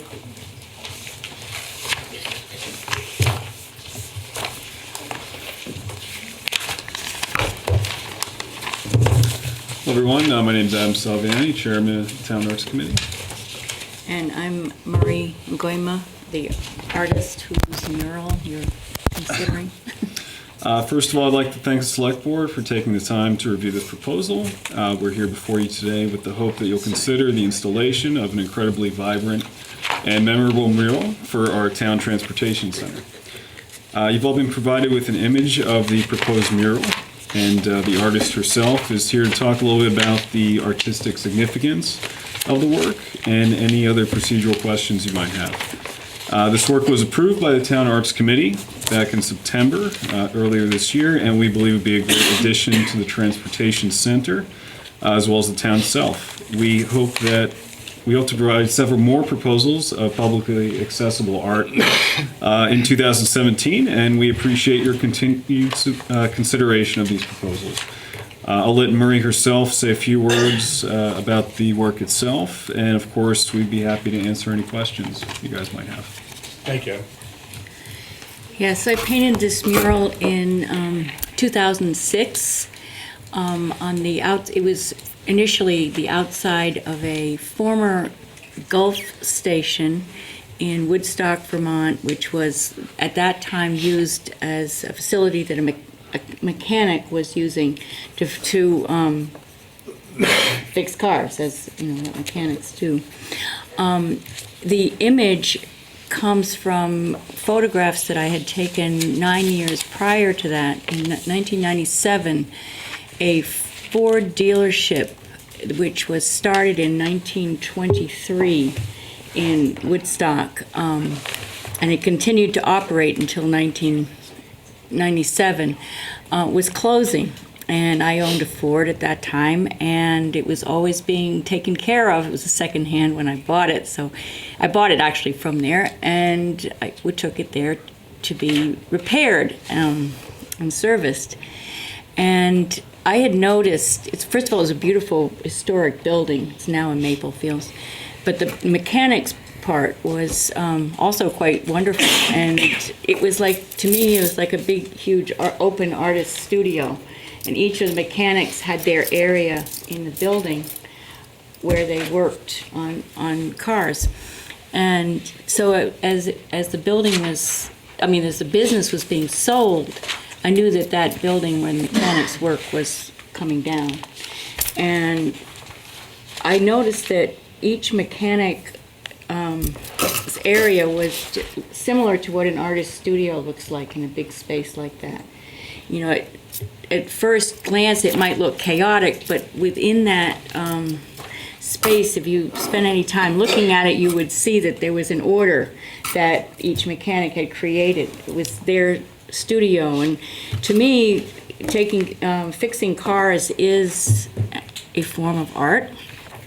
So it's mysterious and wonderful to me that this work is being carried out, what I consider very talented and imaginative and skilled people. So anyway, I asked in 1997 if I could photograph the workspaces of the mechanics before they closed the place down, and I was allowed to do that.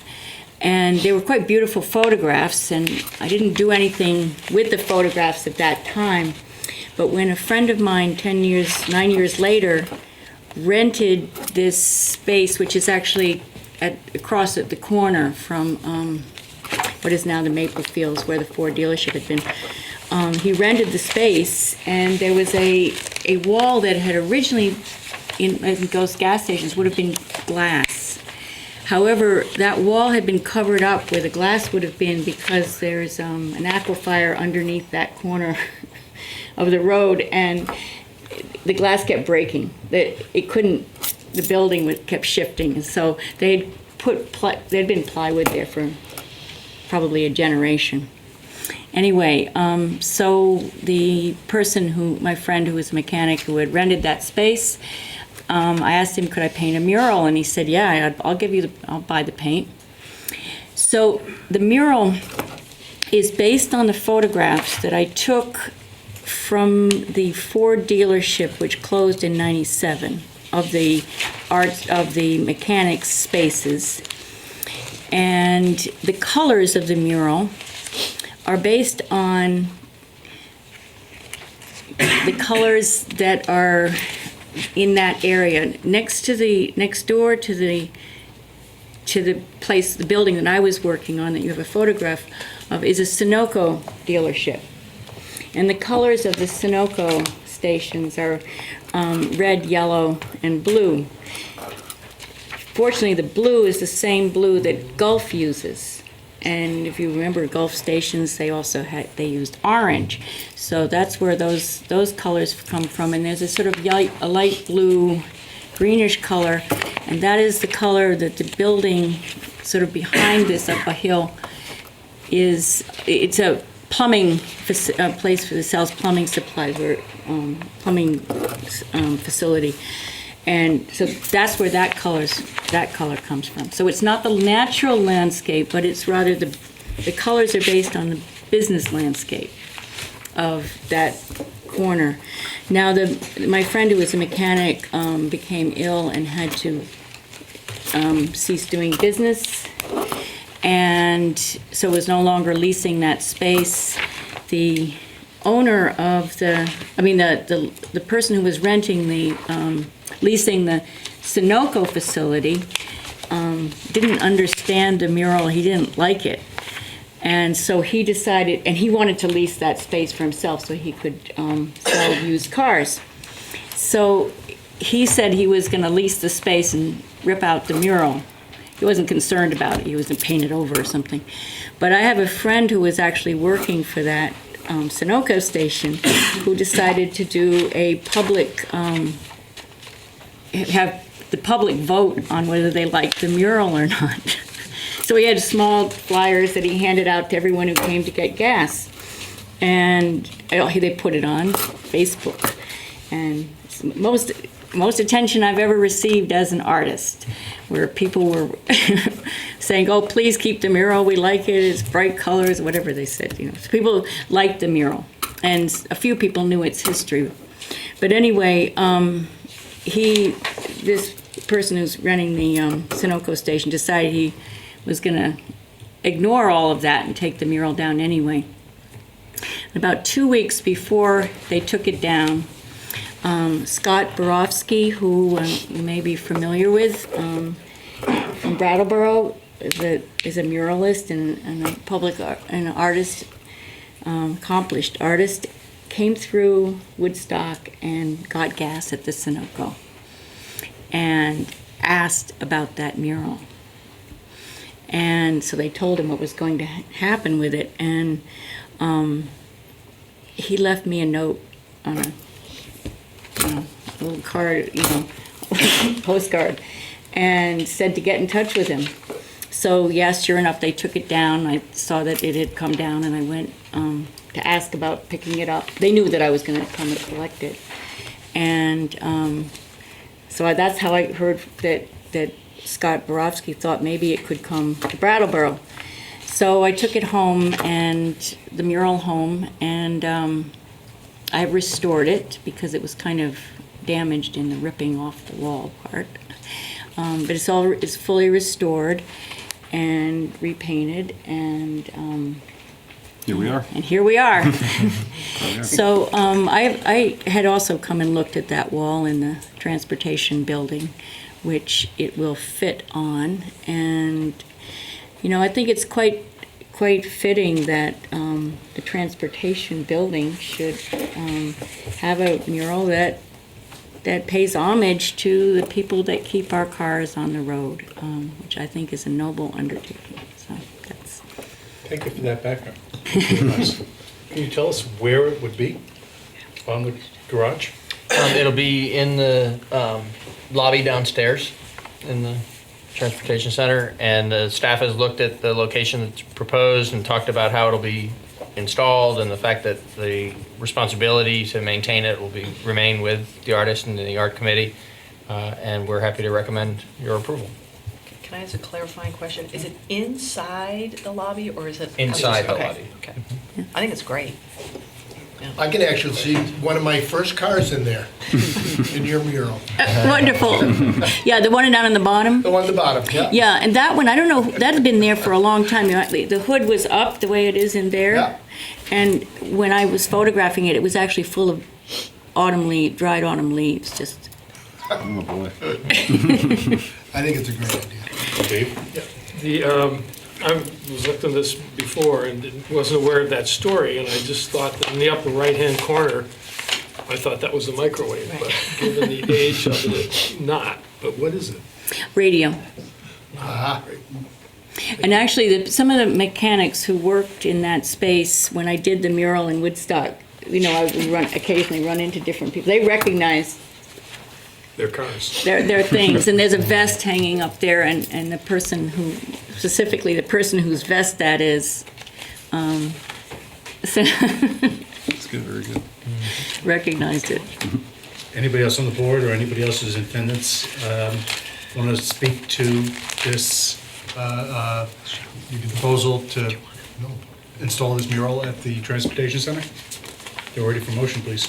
I move that we approve the installation of the Transportation Center mural as proposed by the Town Arts Committee, subject to the conditions set forth in the memoranda dated October 27th, 2016, and November 29th, 2016, from Town Manager Peter Elwell, and the self-imposed conditions of the Arts Committee as specified in the proposal. We have a motion to approve the installation of the transportation center mural with those conditions.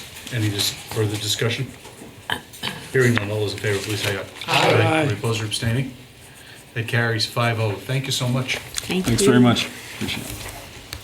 Next item on tonight's agenda is the Downtown Brattleboro Alliance Annual Work Plan Budget and Town Meeting Article. Has it been a year already? Well, we were before you earlier, too. I'm just going to start here. Sorry, Adam. Just start here for one moment before we actually do our presentation, because just for clarity, I just wanted to recognize that Dick DeGray did resign from the Downtown Alliance Board, but he has stayed on as the chair of the design committee. And we haven't really gotten to sort of recognize Dick's service or celebrate that. So I wanted to do that just a little bit right now tonight. And we have a very small little gift for you. It is small. It's really small. It's a package of seeds. It is. Actually, you're close, John. It's actually a small brass acorn that's made by one of the first Oak Meadow students ever. She's now a very accomplished jewelry designer on Houston Street, Manhattan. And the cap comes off, and underneath there's an oak tree. And we always like to say that, from mighty oaks, from little acorns, mighty oaks do grow. And your efforts and contributions with the flowers and the holiday lights are not a small effort, but they do produce such a mighty, mighty result in our community. So thank you very much.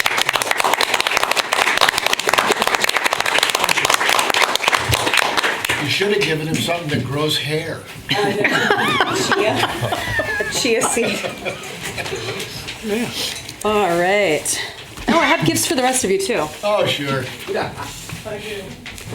All right, so these are just some more tangible examples, hot off the presses, of things that are out in the community. One is our holiday card that has holiday events and a social media campaign on the front, and the other is our new membership card. Doing a big membership drive in January. And since you guys are all residents, we'll be expecting a $25 check very soon. Absolutely. All right. After the discounted. So, thank you. Before you get started, I just want to make sure, I know that at least one member has conflict and won't be voting on the budget. I don't know what the position is, given, not the gift, but, you know, the recent membership on the board, whether both of you will be voting or neither of you will be voting, so we just clarify that. Yeah, I am the Chamber of Commerce representative on the Downtown Brattleboro Alliance board, so I'm going to abstain, and I actually have abstained the entire time I've been on the select board, so this is nothing new. Yeah, and I am going to vote. I don't believe I have a conflict here. I'm a quasi, I guess, committee member. I am no longer a board member, no longer the treasurer. If anybody has an issue, I guess I would entertain anybody bringing it up. But not going to stop me from asking any questions. So. No, it's your decision totally. Okay, thank you. I just thought I'd clarify, so Kate was stepping down too. All right, go ahead. Great, wonderful. Well, thanks again for having us back, or making us come back, whichever. You've all read the accomplishments from the year, but I will review those for the television viewing audience, yes? Okay. So just for, again, clarification, we do have 4 committees: promotions, design, organizational, and economic development. And so this work is the result of our committees and our members and our volunteers. So the flower program, of course, we actually surpassed our goals there, planting 75 flower barrels, 28 hanging baskets, and 13 flower boxes. We actually did over 10,000 holiday lights. We reached more people than we had expected. 286,000 people reached via Facebook. We did begin an Instagram presence for downtown Brattleboro. We promoted over 500 events on our website. We sent 2,700 downtown happenings newsletters to locals and to our membership. Sent over 17,000 e-postcards to interested travelers. So those are really sweet little what's happening next, what's coming up in Brattleboro, to people who have visited here and who have signed up to receive those little e-postcards. Invested in local radio ads, invested in local print ads, printed 5,000 rack cards for the welcome centers, which will continue and sustain, and then 1 viral video. And just an example of sort of a Facebook post, one on November 22nd, was a post to promote the downtown tree lighting for the holidays. And just as an example, that got 85 likes, but more importantly, it got 19 shares. And shares that's like gold in social media, because that means that it's almost exponential growth of how many people see that. People that maybe the Downtown Brattleboro Alliance wouldn't have been able to touch or reach. But because people are sharing it individually within their own networks, it really buoys that effort. We did work with a public relations expert who helped craft a plan for us. That lovely article about great holiday shopping that was in Yankee Magazine was a result of one of our efforts of hosting that writer and touring her around town. We've supported a lot of the downtown economic activities. $3,500 in matching grants to 4 local groups. The Tiny House Festival, which was a tremendous success. I don't have the metrics here of how many people that brought to town, but it was a lot. Restaurants ran out of food. Yes. And they were quite intentional. The Tiny House Festival organizers were very intentional about not having vendors on site. They were really committed to having the tiny house crowd go to Main Street and shop and eat in the local businesses. And I know our local businesses really appreciated that. Continuing to do a lot of gallery work outreach and trying to coordinate those efforts to really kind of hit the restart button on Gallery Walk a little bit. The Southern Vermont Dance Festival received a matching grant, and Co-working Plus, which has launched in the Hooker Dunham building on Main Street. And I was just there on Friday night during Gallery Walk for their grand opening, and it seems like it's off to a great start. It's very, very exciting. Also, $3,000 in matching grants for facade improvements for downtown businesses. We started some new events too. I mean, this is something that we're not just continuing and maintaining, but we're actually growing events, growing interest in downtown. The Love Crawl, which happens in February, I think it brought 165 people downtown. That highlighted local purveyors, distilleries, breweries, chocolatiers, cheesemakers in downtown businesses for a Valentine's Day shopping promotion. So people would go around to the stores, they would sample some food and drink, and they'd also get to see what was for sale for Valentine's Day and actually purchase. We've done an assessment of that, and our members and the merchants really loved it, and we'll be doing it again and even bigger. We have more shops that are interested because of its success last year. And that's a real downtime, you know. It's not quite mud season, but it's not the most flourishing time for the downtown businesses. It's a great time if there's snow for some of the ski mountains, but that really brings people downtown. Vermont Restaurant Week, first time that Brattleboro actually participated in that promotional event. And Stephanie Bonin, who's the chair of the promotions committee, was actually able to negotiate a really good deal with Vermont Restaurant Week and with our restaurants that participated. So there's a lot of firsts, and hopefully they will be annual and continuing. Collaborated with many key groups. We got all of the venue owners in town, music venues, performance venues, got them all in a room together to talk about coordination and how can we do that better? How can we plan and promote live music events in town and performances in town, with the goal of seeing if we could actually say there is something live happening every night in Brattleboro. And we're very close. We're not close enough to start shouting that from the rooftops and putting promotional dollars behind that. It's still going to take another layer or two levels of coordination to do that. But very, very valuable just to get those people in the same room together. Really powerful. Working with the Harmony Place developers to discuss how that outdoor venue will be a key anchor point for downtown, and how to actually schedule events there. We participate in the Commons Live dialogue, which is a bit more of, we're not an advocacy group, but we do certainly feel like we represent the downtown business owners and building owners. So we had representation at that event. Spent over $55,000 locally, directly supporting more than 20 local businesses, and increased our membership and our member engagement, and again, hosted those 11 merchant meetings. And I think what's so important about including that metric, again, of having these regular meetings of downtown businesses, these are monthly meetings, is when you get people together in a room, on a regular basis, that's when things really start to happen. They share their hopes, they share their dreams, they share their challenges.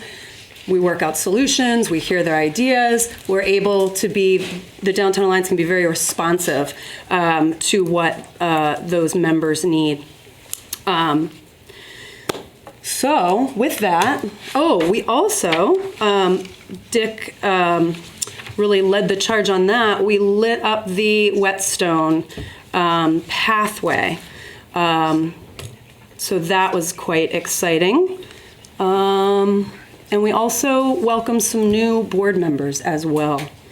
Mike Ekblom from WRSI, Shannon Primrose from Groundworks, and Lisa Ford, who is in the Airbnb community, which is also a very interesting and important network for us in the future. So that's Great. all the news. So, first, I'd like to say thank you for having me here. I'd like to say that I'd like to just distinguish that I'm here at the DBA in the capacity just as a resident, not affiliated with my day job. Just to make that clear, what we're discussing now. It's been difficult filling Dick's shoes as treasurer, but I'd be happy to do anything I can to answer any questions you might have about this budget moving forward. So any questions, comments, or concerns about the proposed budget and the activities that we've laid out in front of you? In the proposed budget, you're planning to increase the salary line item to go to a 40-hour position. Part of this is a contribution from Musabi. Parks and Places, Parks and Plazas, sorry. Has a contract been signed with them at No. this point? No. And my question or concern here is if the park doesn't come to fruition in the next year, is the commitment for the dollars going to happen anyway? That is my understanding, yes, because there's so much sort of front-loaded work that needs to happen before the finalized design manifests. Thank you. Anybody else? Yeah, a few things. I recently found out that its internet presence is it's important that it be really tuned to mobile devices, since that's what most people use these days. So that was just a question I had on the promotions committee. Have you you aware of that? You know that? I didn't know that. Yeah. Okay. The other thing on the economic development committee, you mentioned matching fund grants to organizations to bring people downtown, and you gave one example. Are there more examples, or maybe next year could you give us a list of those kind? I'm just curious. So that's a requirement. The economic development grant funding went to the events mentioned in this summary: the Tiny House Festival and the Gallery Walk. Okay, I didn't realize those same things. Yeah. Okay. And co-working. And then another sort of just off-the-wall question. You got over 5,000 for print marketing, and a little over half of that for digital marketing. And I'm wondering, is that, do you know what you're doing? Yeah, so I think the majority of our print marketing budget, we are doing rack cards now for a lot of the welcome centers. At the very least, and Stephanie can correct me, at the very least, the one right entering right after exit 1. So we're at 6 locations. So we find that the rack cards are really designed for a target audience, those stopping at these places, whereas the digital media marketing is being used in a different way. So I would say that they're reaching different people, and I feel we're being pretty efficient with it. Okay, thanks. Anybody else? So I'd like to make sure that we get an explanation, if we could, of the way in which surplus was spent last year and what the plan is for spending surplus this year and where surplus came from. I know that last year when you came to the board, it really was unclear how much money was on hand and where it had come from, and the plan for it therefore was also unclear. Mr. Warden actually provided me with an explanation yesterday about the surplus that was really very, very helpful, but I think it's important that that be shared publicly, if you could. Absolutely. So the surplus is actually from the fiscal year 2015. And we have actually saved costs on the vehicle that was purchased for watering. We found efficiencies in the promotions committee and in the lighting. We also spent less on telephone and utility savings, and a little bit less on payroll and budget. Another thing of note is that we actually also increased revenues, which is where some of that surplus has come from as well. So I think it's from having created efficiencies over the last few years, and what we intend to do with that surplus is we are leveraging 3,000 of that to offset our request for next year. So we are actually, in fact, asking the town for less money next year than we did in the previous year.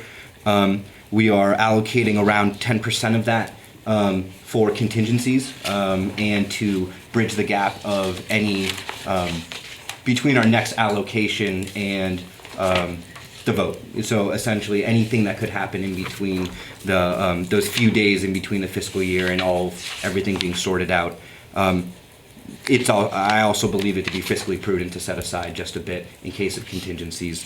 And lastly, what we did this year was went to our membership and asked them, of the committees that we operate, which of those would you see more investment in and less investment in? And so what we have agreed to do and decided to do as a board is to look at those statistics and really see what do our members, how do they want to see the surplus funds being spent in this fiscal year. So I can tell you that we have left over, minus the 3,000, we have exactly $9,178 left, and we intend to spend that this fiscal year. That's why it's not reflected in the budget that you have in front of you. And 1% of that, or 6% of that rather, will be used to increase the design budget. 33% of that will be used to increase this year's economic development budget. And 61% will go to the promotions committee. So we recognize that this is taxpayers' dollars. We did want to really ensure that the reallocation of this surplus was aligned with the expectations and really the mandate of the town and our membership. So that's how we're really, of course, we may find more efficiencies this year, but we're really hoping to zero out our surplus by the end of this fiscal year, including reducing our ask for next year. So that's how my understanding of the totality of the surplus is being allocated. Thank you. I also wanted to follow up on Dick's inquiry from the Brooks House developers, or make a comment about that. We've got a long history with the designated downtown organization of having a very difficult time sorting out private and public functions. And the last iteration of the designated downtown organization had a very difficult time functioning when it was involved in outside activities.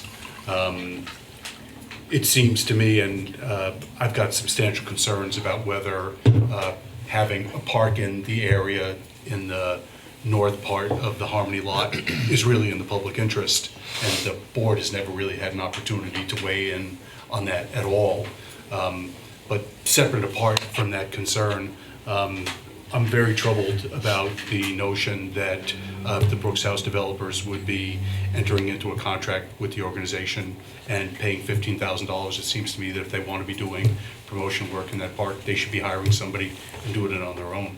And to the extent that that's part of this budget, I can't support it. Can you clarify, are you concerned about conflicts of interest with regard to the contract and serving the town? I think that I expressed my concern. I think that the Brooks House developers, if they want to do presentations and they want to do stuff in their private property, that they should hire somebody and do it on their own, and that the downtown Brattleboro organization should not be wrapped up into the middle of their promotions. Yeah, it sounds like maybe there's a misunderstanding about what you're imagining is going to happen in the park. And I think maybe greater explanation of that highlights the growth of the public-private partnerships that many nonprofits, actually it's a healthy part of getting work plans accomplished. So in the park, there will be a stage that NECA, Vermont Jazz Center, and other performing groups, all nonprofit groups here in town, they plan to be doing free performances there for the whole community, not private performances for only Brooks House residents, which sounds a little bit like what you're implying. So that's just an inaccurate, it's a misrepresentation. And for them to come to the Downtown Alliance seems to me, and to our membership, the membership has already voted and they're very much in favor of it, because it's quite on mission for a downtown organization to work with organizations who would like to give them money to actually promote and plan. We're already doing quite a bit of promotion and booking. So another example of that is with all of those downtown venue owners, members, Brooks House developers are members as well. All those downtown venue owners, they're members, and they're also, asking us to do promotion of their events and potentially even help them book events. And if that got large enough, where the Whetstone wanted to have the Downtown Alliance book music there, I think that's something that would be absolutely could be considered. We're serving the members in a way, and in order to do that at a level that actually benefits the community to the scale that we think that this could go. I mean, this is about kind of development and growth, more of a growth mindset instead of like a contracting mindset. So I feel like it's absolutely appropriate, absolutely on mission, and as do our members. It was a 22-2 vote. I respectfully disagree. It seems to me that the private contribution from that organization runs a very substantial risk of blurring the purpose of the organization and the taxpayer-funded nature of it. How so? Can you explain that more? I think that I've explained my position, and then I'll vote against it. I personally don't understand it. I would really like more clarification and explanation. I've expressed my position, and yes, I don't really have more that I want to contribute at this point. So I would like to the reason I walked up here is board member Jim Frazino. I think I'm the only board member that was there when we went from that's still on the board. Kate, you might have been there. I know there was some in-between time. When we went from a full-time to a part-time coordinator. And we had to do a lot of political dancing around at the state level because we were the only town in the entire state of Vermont, and we still are, that has a part-time coordinator. So we're the only ones unwilling to fund a full-time coordinator. So it really left us to, well, if the town doesn't want to support it, we have to find another way to get that money. And I do a lot of work with BDCC and other parts of my world and other agencies, and there's always an encouragement of public-private partnership. So it seems odd to me, who does lots of work in these realms, to say, well, in this one spot, we don't want to do a public-private partnership, but in everything else, generally public-private partnership is encouraged. I'm sure I'm not going to change your vote, but I think it's an important thing to note that we are the only town in the state that doesn't want to fund a full-time coordinator. And I think it's responsible of our board to say, okay, if the town isn't willing to fund it, let's still go find another way, because there's a lot of work to do. Can I just say something? To the extent that you wanted to have a full-time coordinator, then you could have made that request here. But that request wasn't ever made here. And what's being presented is private funding of this position. And it troubles me. The line's gotten too blurred in the past, and it seems to me to create a significant risk of blurring those lines in the future. I just want to, and I'm not going to get into the 15,000, but I just do want to clarify something, because I was on the board at that time.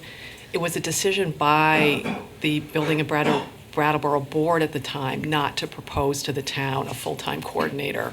So it was never the town that said not to hire a full-time person. I just want to clarify that so it doesn't get Thank you. missed. I thank you for that. I would also like to offer that if we asked for the $15,000 from the town, I doubt we would be receive that allocation. So while I recognize it may have been our choice, the fact of the matter is we're pursuing growth to serve our town through our many diverse funding mechanisms, which is always encouraged, and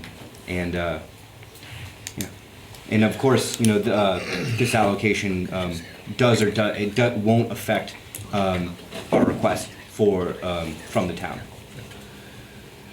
And I'd like to just also clarify too. Please. Oh, sorry, John. Okay, no, I was just gonna say, I respectfully disagree, David, that, I think that they're part of the DID, and, I think all of us have a perception of what's gonna go on in that area. It is private property, so I guess they have, so for them to contribute to this, I kind of agree that they had every right to kick in some money towards this. But, I've always asked about the surplus, so that's usually what my concern is, so. But on this part, I don't have a conflict with it. Dick? One of the concerns I have, it kind of dovetails with David a little bit, is a job description. Have you written a job description yet? We do have a draft, yes. Could you actually, if you're going to approve that, could you have that to us for a town meeting?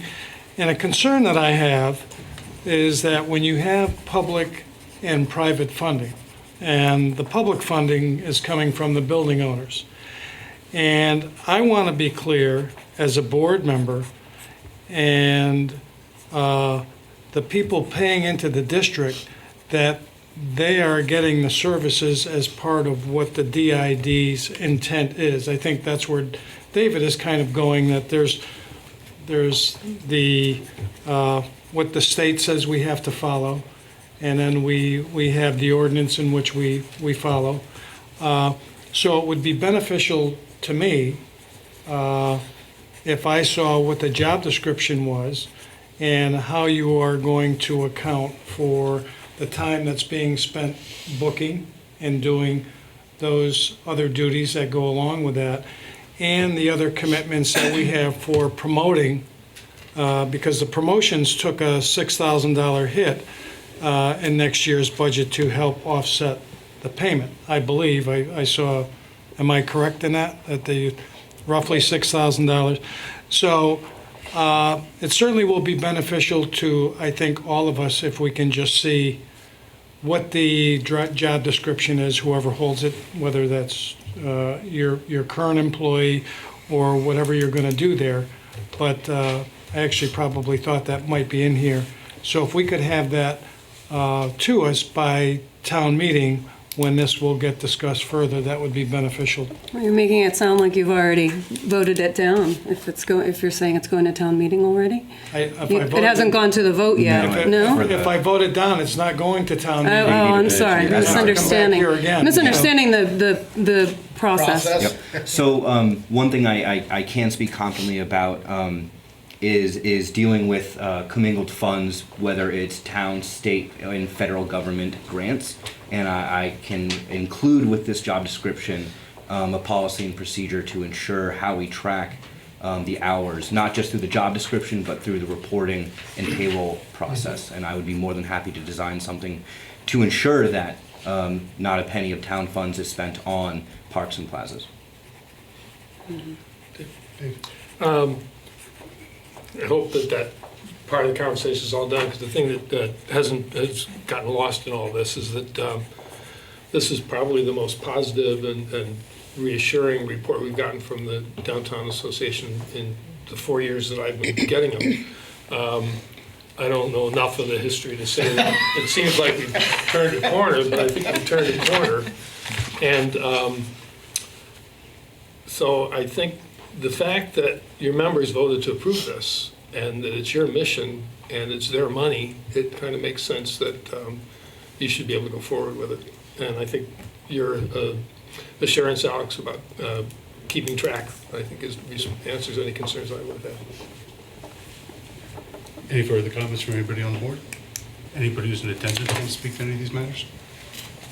We're ready for a motion. To approve the Downtown Brattleboro Alliance fiscal year 2018 work plan and budget as presented. We have a motion to approve the work plan and budget from the Downtown Brattleboro Alliance. Any further discussion? All those in favor, please say aye. Aye. All those opposed, I say nay. All those abstaining? So that carries 3-1-1. Thank you for coming. Thank you so much. Thank you. Have a good night. The next matter on the agenda is the SeVEDS proposal.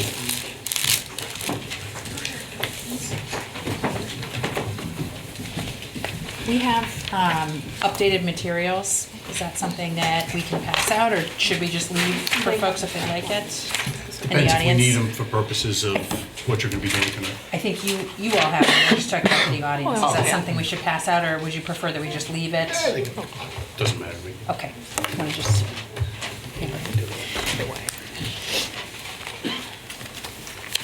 Thank you, and I do see the late hour that we are at. My name is Laura Sibilia. I'm here as the Director of Economic Development for the Brattleboro Development Credit Corporation. With me, we have Kristen Mihalik, who is our SeVEDS Project Manager. Alex, with his different hat on, as our Workforce and Education Coordinator and Young Professionals. And we also have a number of our board members who come tonight, not to speak, but they're here if questions are needed. We have Luke Stafford from Mondo Media, Avery Schwank from Hermit Thrush Brewery, and Bethany LeClaire, who's the Chief of Staff at World Learning.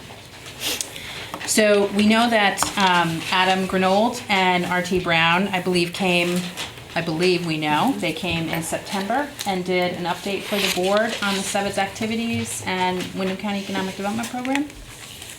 So we're thinking that we're not going to go too much in depth. However, we are prepared to update the board on all of our programs that we have going on at SeVEDS. What we are here to do tonight, rather than update, which we can do, is what we are doing throughout all of Windham County.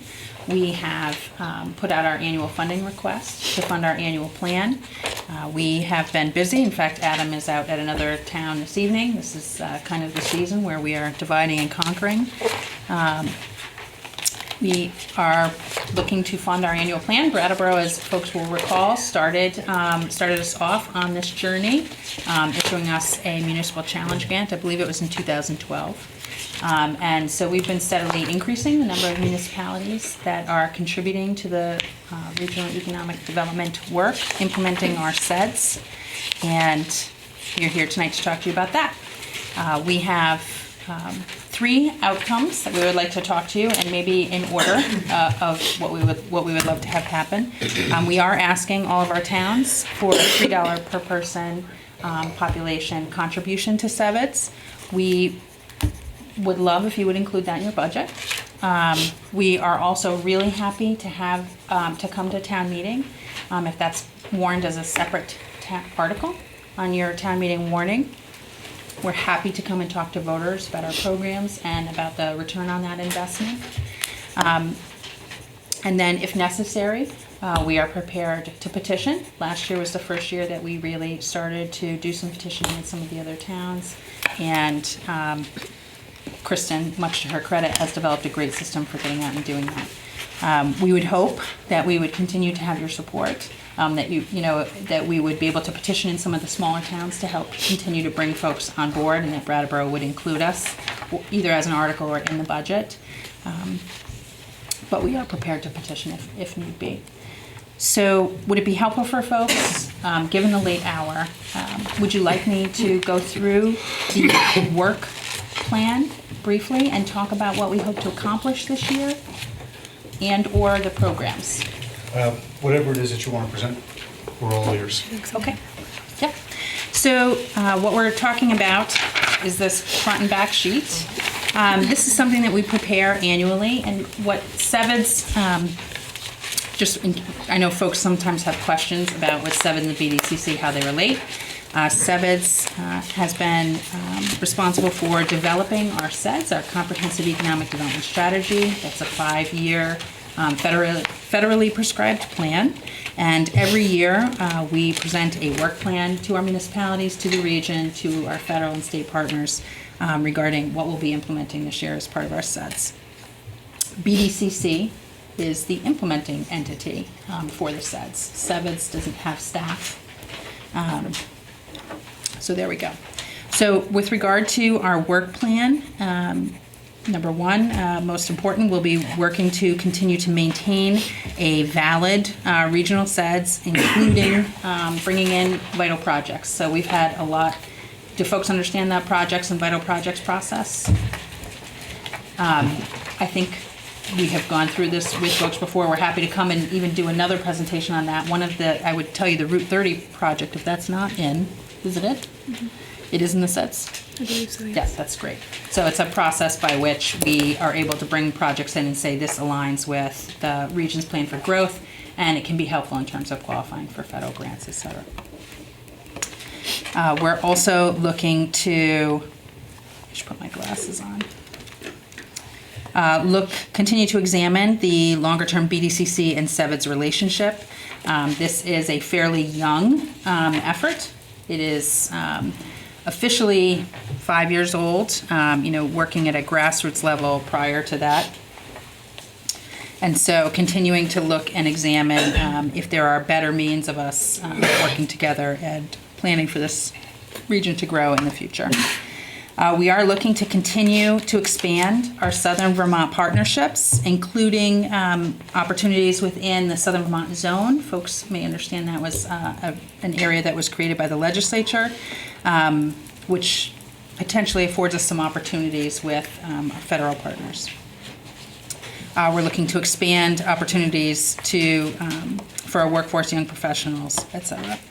We're also looking to help Bennington County. One of the opportunities that came out of the zone, our federal partners have indicated that it is possible that they would allow us to create a SeVEDS across Southern Vermont and in fact ask to become a economic development district. Those are districts that are funded on an annual basis to implement their work, which could have some benefits. I think the SeVEDS board has been moving pretty quickly, and so has agreed to consider that, considering how far Bennington is in terms of their organization and how far along they are in the process. So we'll be looking to continue to help and monitor what is going on with Bennington County, as well as working with them on a Southern Vermont Economic Development Summit. That is part of our Southern Vermont Economy Project that we have kicked off, trying to connect a number of workforce and economic development partners. The Chamber is actually part of that effort as well. We will be continuing the coordination of the Ecovation Hub development. Tad is still here. I don't know if we have any other folks from the Ecovation Hub here, but pretty successful project that we've been working on for really 3 years, but we finally got the project off and running about a year ago.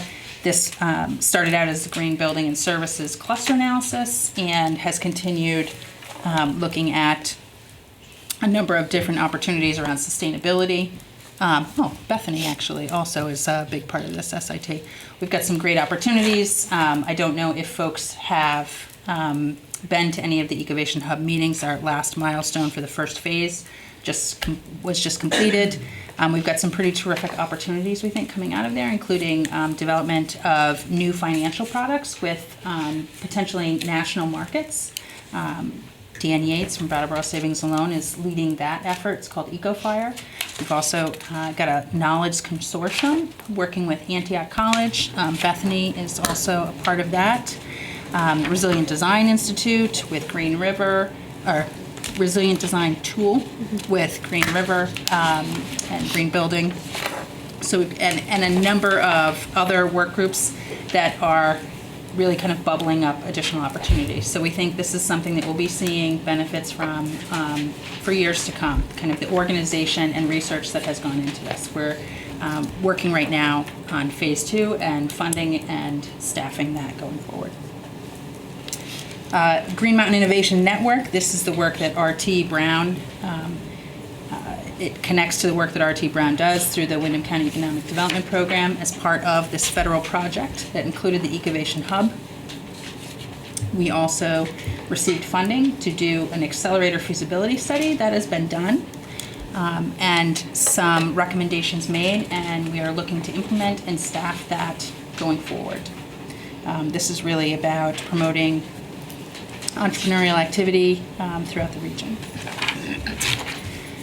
Continuing to develop a Workforce Center of Excellence collaborative between workforce development service providers and users of workforce development services, particularly employers, so helping kind of bridge the gap between training and employers and what they need.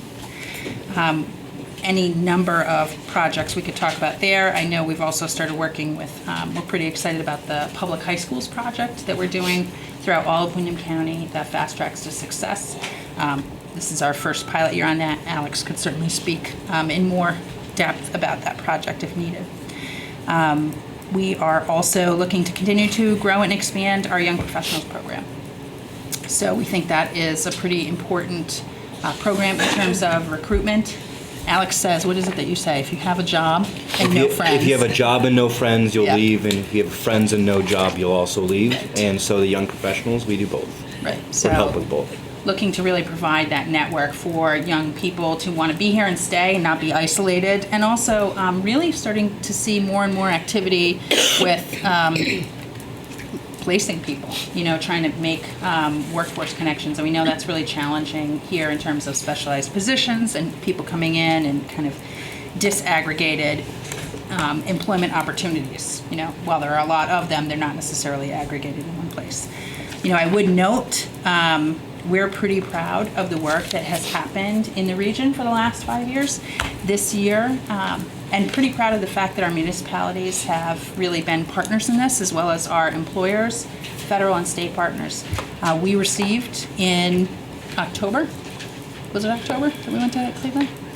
We received excellence in long-term economic development implementation from the International Economic Development Council, as well as a Program of the Year Award. Program and Project of the Year Award for the Workforce Center of Excellence and also the GS Precision. So we feel like the investment and the work that the region has been committing to this a lot of new effort, really forming effort over the last 5 years. We think that we're beginning to see results, and we look forward to continuing to partner with our municipalities and including Brattleboro, who got us started on this. And so I think I'll pause there. Did I miss anything big? We'll see if there's questions. Anybody from the board? Yeah, you mentioned about other towns. Do you have a list of the towns that are, and I was just wondering how much they have committed so far, or do you have any idea of what their commitment is, or? So every town we asked to commit at $3 a head, and every town has.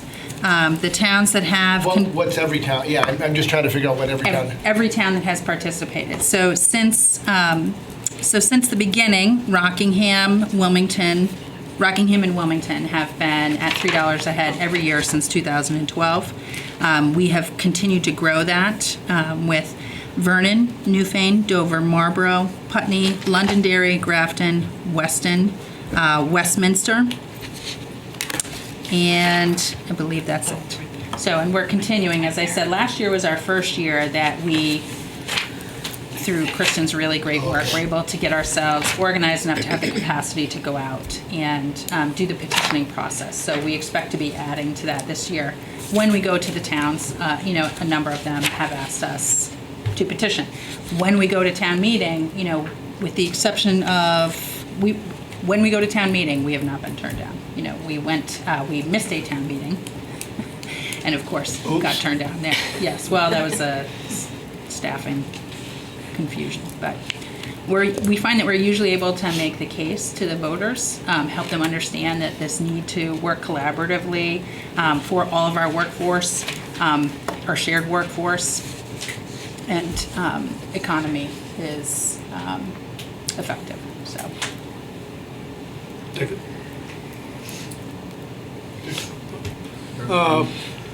Actually, following up on John, since 2013, in your memo, 2013, been here too long, you said you've raised $150,000 in municipal funds. I believe at least over 100,000 of that has come from Brattleboro. I'm not sure about the memo, but we've raised over 300,000. Well, this memo here says 150,000. So the memo that was sent to you is incorrect then? That's your end, not my end. Yep. How many people does SeVEDS employ? SeVEDS employs no people. You employ no people?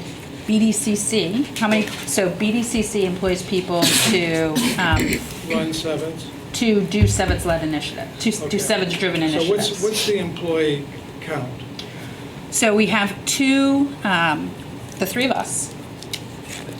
And then we have folks coming in with projects. And so that is also offset by state and federal funding.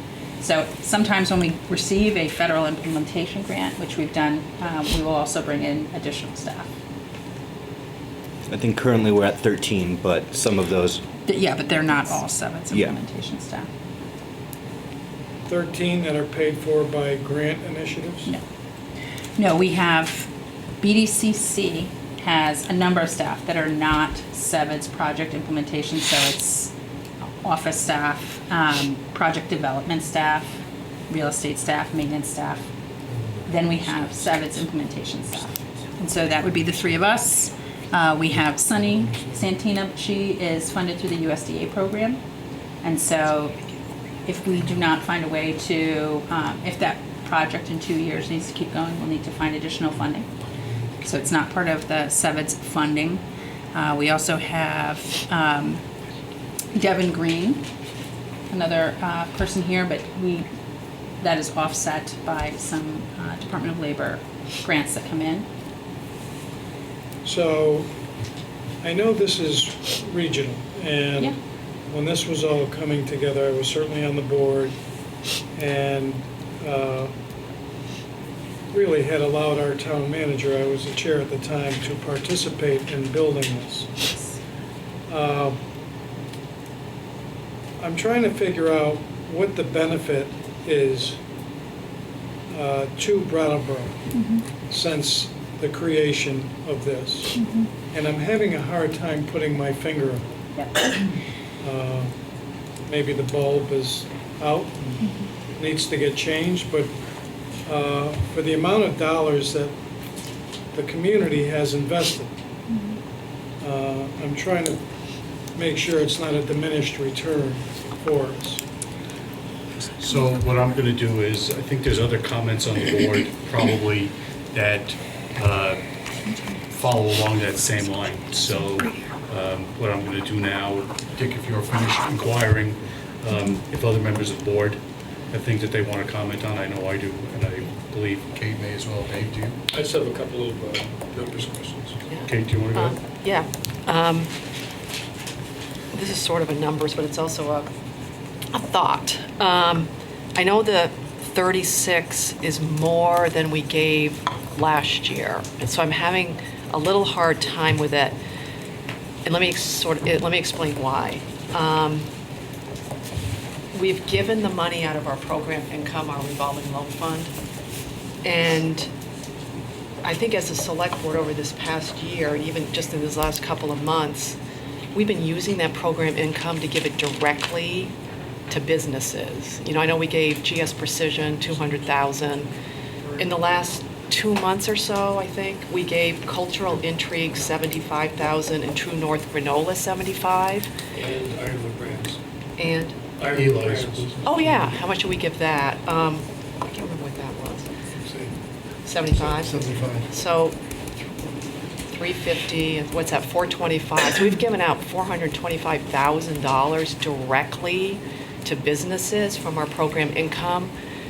And I like that we're able to do that. So it's hard for me to up what we gave last year and not be able to have the ability to give money directly to a business. And I know there have been other requests, you know, or other inquiries to us about other things that we might be able to use that program income directly to businesses. So that's why at this particular moment, I can't support the increase, and it's really because of that I really like we're handing cash to a business, and these businesses are growing. I mean, some of them are at Cotton Mill, True North Granola is. So, that's my numbers comment and my general comment about our ability as a town to continue to support directly with cash the businesses that we have. Dave?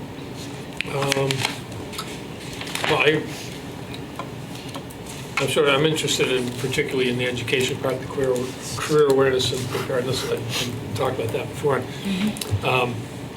Under the purpose you mentioned, high school students exposing to education, employment opportunities, and working on aligning it with their personal learning plans. How many students have you're in schools all over the county? Yep. How many students have you engaged in that so far? So I'm sorry, Mr. Chair, did you want us to respond one by one to these, or I was under the impression you wanted us to kind of wait until we heard the comments? Dave's comments are of a different nature. Yeah. So you go ahead and answer his individual queries, and then we'll deal with the global issues separately. How's that? Great. So how many students, was that your question? Yeah. Are in total or just at Brattleboro? Well, the whole program, but both. Sure. So as of right now, the Fast Tracks program is reaching 150 students all throughout Windham County. Unfortunately, we haven't been able to engage Leland and Gray yet because they have a new principal. So we're waiting for them to get their feet under them. Brattleboro has, or I should say Windham Southeast, has 45 students enrolled between an advisory period, so the free period that students have weekly. There's one cohort there, and then there's another larger cohort through the Career Center. And we visited Commonwealth Dairy, GS Precision, many of the business actually who receive funding from the town end up we engage with them as well. So that was actually my next question. You mentioned the modules include site visits to local participating employers. Who are those employers? It really varies. So with Twin Valley, they have 50 students enrolled. It's all of their sophomores and juniors for the most part. We did W&W Building and GS Precision, so we organize a bus and as many different employers that the students want to see, we try and organize in one day. So the Brattleboro students, they'll actually be going to GS Precision, Brattleboro Memorial, Commonwealth Dairy, and the Cotton Mill in a single day. So rather than take them out in the middle of the day and have them perhaps lose that opportunity and do that repeatedly throughout the school year, the school system said take them for one day, ask them what they want to see, and bring them there. So we're really trying to hit as many different industries. And then especially with the Cotton Mill, what's it like to be a small business owner, and what's it like to do that here locally. And then how do you follow up those site visits? So this is, I want to remind you, this is a pilot program, that has started this year.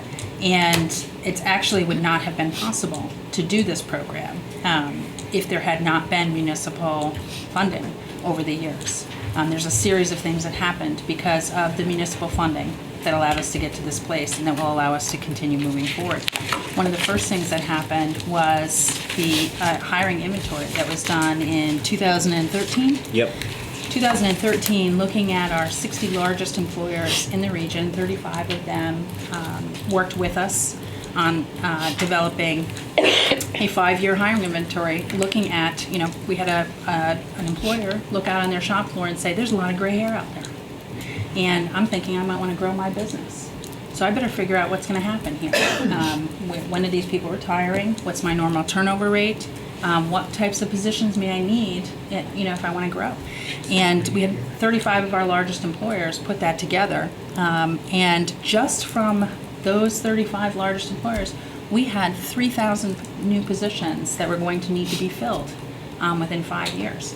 We knew that did not tell the story, the entire story of the region. We also did what I like to call kind of a confidence survey out in our tourism areas with our 1 and 2 person businesses and said, how are you feeling about growing? Do you feel like you're going to be staying the same? Do you feel like you might be adding positions? And people are feeling pretty confident, like we're not going to be cutting, we may be adding. Just with our 35 largest people saying that they were going to need to fill 3,000 positions in 5 years, we sat back and said, holy cow, where are those people coming from? And if our businesses cannot grow here, where will they go? Where will those people come from? That really set off a siren for us and said, we've got to develop dual strategies, both to recruit and retain. And this program, the Fast Tracks program, is one looking at how can we do our, like out in the valley where I live, kids don't even know about the opportunities that exist here. With a lot really good jobs here, GS Precision, up in Bellows Falls. They don't even know that there's opportunity for them to stay here. So this program is just to even start making our kids aware of how does the economy work? Who are the employers that are here? What could my choices be if I wanted to stay? And so, this is the first year, again, kudos to Alex. We are so proud of him for really building off of all of the work that has been, the research that's been done, that hiring inventory, and working with employers and saying, okay, we're going to go into all of the high schools and we're going to figure this out. We're going to start. So this first year program, Alex, he's got some fits and starts. But I think more starts than fits. Yeah. And I think the students and the employers are really excited about this. And so we think this is a great program, and very specifically, this is really what the return on investment is. Our employers, the employers that are here, this effort. I remember the town manager, really would say to us, my job is to make sure that we're growing our grand list, so that we have a tax base, that it's not declining. And, if we have employers that are thriving and growing and then that's better for our economy. So, GS Precision, I know the town has been great in terms of working one-on-one with these businesses. The GS Precision deal, literally, it would not have happened if we had not had this SeVEDS effort moving forward. We would not have built the tools that really were necessary to come together for us to be able to do those kind of projects in the way that we're doing them. And so I think what's happened, we all have created this. With regard to the increase in funding, respectfully, I have to say it's not an increase in funding. Last year, we've always asked all of the towns for $3 a head, and last year, Brattleboro decided to fund us at $2 a head, which is certainly a prerogative to do so. We would ask for you not to do that. We would prefer to petition at $3 and go to town meeting and, have the select board make their case and us make our case and, kind of see where the town goes. But it isn't an increase. So I just want to be clear on that. It's more than what you paid last year, but it's not an increased request.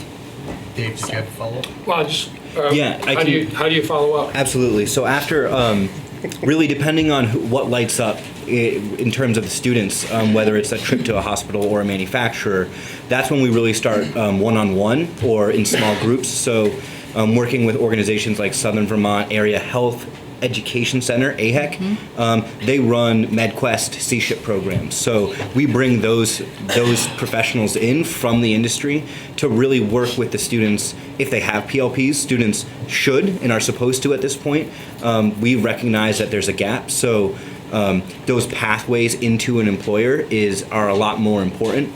We're also connecting what would normally be considered adult education courses that we've helped facilitate. So there's a medical assistant program at Brattleboro Memorial that they're paying for eight scholarships. 8 out of 20 people are guaranteed employment at Brattleboro Memorial the day they finish that training course.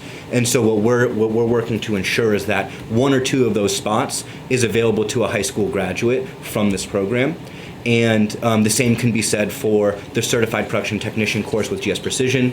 And there are some hospitality and tourism certifications and credentials programs that we're encouraging out in the valley as well, in the more towards the ski slopes. But another good example is the Sophomore Summit, which is a popular idea across the state of Vermont that hasn't yet been implemented in a robust way in Brattleboro and in Windham County. We're doing that. We're part of that, working with, again, AHEC and VSAC and other education support services.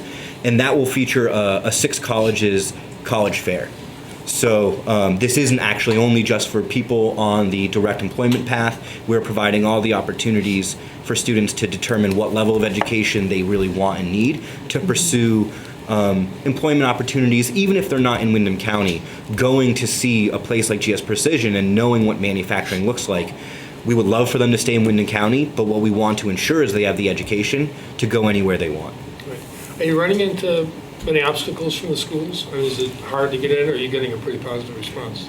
I am stunned by how receptive they have been.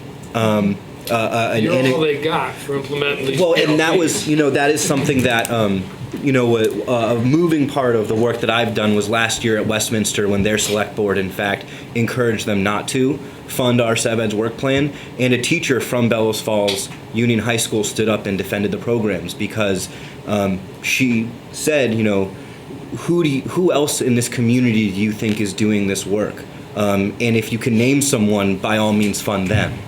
But in fact, there aren't other organizations who are serving both the education system and the economy in the way that these programs are really intended to. So I think that the teachers have really created space in their schedules, in their lives, and from the top down, superintendents, it's been warmly received. And the BDCC actually awarded our annual Founders Award this year to the school systems for that support.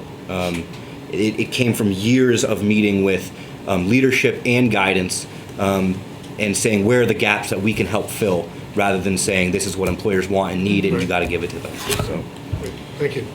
The comments I'm going to offer are very, very similar to comments that were made last year when SeVEDS came and made its request.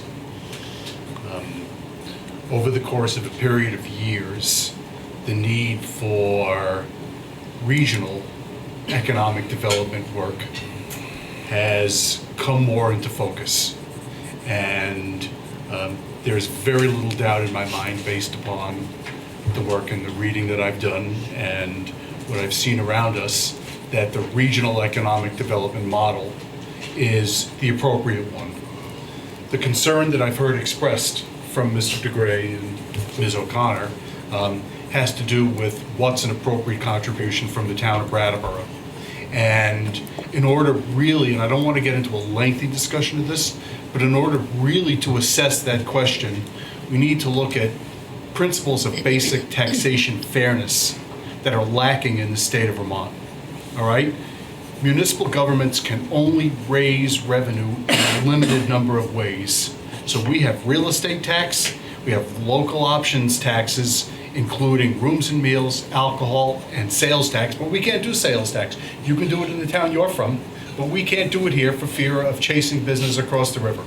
So to a very, very large extent, to fund our municipal government, we gotta levy higher real estate taxes. And the real estate tax burden that we face here in the town of Brattleboro is crushing. I mean, we've got one of the highest real estate tax rates in the state, and there is very, very little movement in Montpelier to provide us any sort of relief that will give us other alternatives for how to raise revenue. So, as part of the work that we do, we recognize the need to support economic development.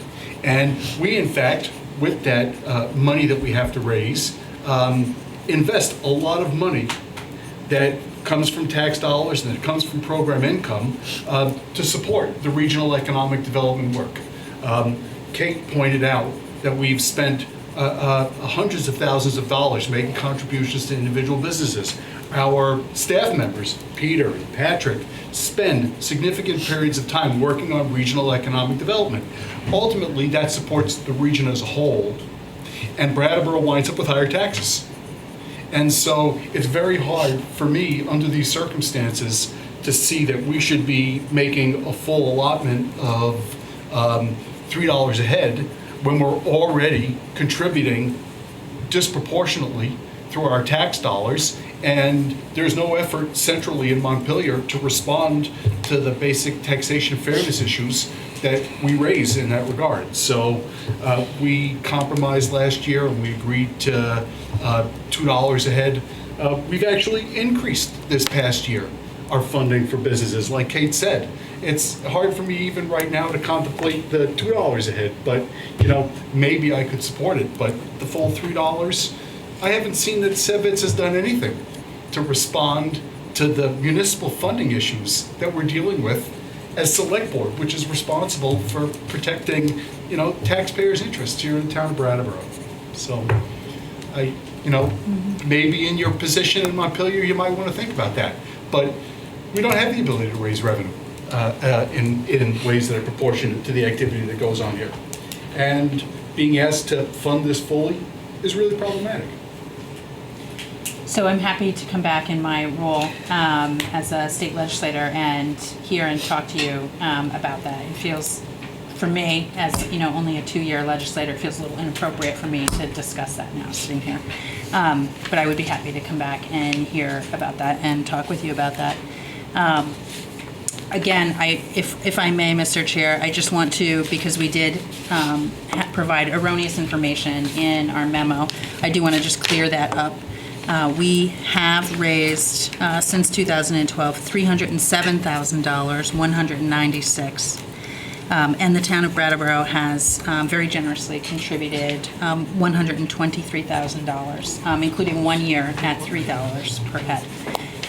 We really appreciate the support, and particularly the initial support that Brattleboro provided us in getting us started on all of this. And unless there are additional questions for us, which we were happy to stay, as long as you would like us to, I would like to just go back to our original request, which is the request that we are making of all of our municipalities. We are asking for $3 a head from all of our municipalities. We are asking, we of course would love it if you would include that in your budget. We would be really happy if you would warn it at that rate and allow us to go to the taxpayers at town meeting and talk with you about that. As I said, we are trying to focus our efforts on bringing more and more municipalities into this.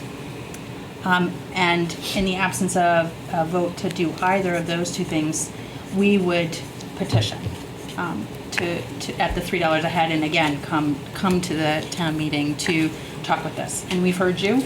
We understand, what your position. And so I guess I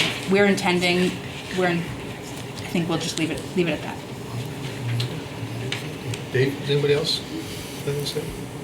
I'm just thinking you can. Okay. Well, I'm thinking. Just want to clarify, this comes from program income, right? It depends what we decide to do. Oh, I see. That's right, but that is where we spent it from this past year, and that is where we would recommend, staff would recommend that that's where it ought to be drawn from again if you appropriate. Right, so we're not really, we're not adding to the tax rate. There's no tax burden related to this. That's the income from the loans that we have out, which I wish we had a report from John so I would know, but I think we get about $400,000 a year income from those receipts from those grant repayments. All right. Yeah, and although we've been really active this year, we still have between $300,000 and $400,000 in that account. And as far as, I'm not aware of any proposals, one maybe, hopefully, in the works, but we're not anywhere near spending that, so I don't think, Kate, that we're in danger of not being able to directly support businesses from that loan program. I'm not, I'm not saying we're in danger of not being able to do it. It's just that I think we spend a heck of a lot of money on the economic development piece of this that other towns don't. That's right. And I do want to make sure that we do think about that we, how we spend that program income, because there have been a lot more things coming down the pike. I mean, again, just this year alone, we spent $425,000 so far. Yeah. And that's huge. I mean, we've been actually doing a heck of a lot more than ever before, which is a good thing. Yeah. So I just want to balance that out, that's a huge amount of money to go towards economic development in our town. The $400,000 a year? Yeah, which other towns don't, contribute like we do. Right. So and they don't have those loan programs in order to be able to do that. Right. But the other thing is so we don't really have to directly tax to do this, and I don't think we're in danger in terms of the loan fund. And I think in terms of the things that need to be happening regionally for economic growth, I think that's what that's intended to do. And from my limited understanding, and I went to the annual meeting to get a little bit more, but basically the approaches, the vision, the programs that they're developing are moving it in the right direction. And as far as I know, there's not a lot other than that going on. And it seems like more support rather than less is the way to go, particularly these days when when we're trying to make sure we aren't clobbered by the loss of Yankee. And there are a lot of bright lights on the horizon, but the fact that Montpelier hasn't responded to the issues of economic hub towns, I don't think is a reason to choke off our regional development or to limit it if it's not a direct increase to our property tax. And I think we've talked about this for all 4 years that I've been here, and so far we still haven't taken a step other than a proposal and an outline to make it happen. No meetings are scheduled. We haven't met with any other towns or communities. It's like a number of other projects that we say are important and are really crucial. But to choke off this regional organization because we haven't taken our steps to remedy the economic hub town problem, it doesn't seem smart to me. It seems like these are the people that are doing the right work and we should support them. So that's my 2 cents. Somebody want to make a motion, Kate? I'm trying to figure out what number to put in the motion.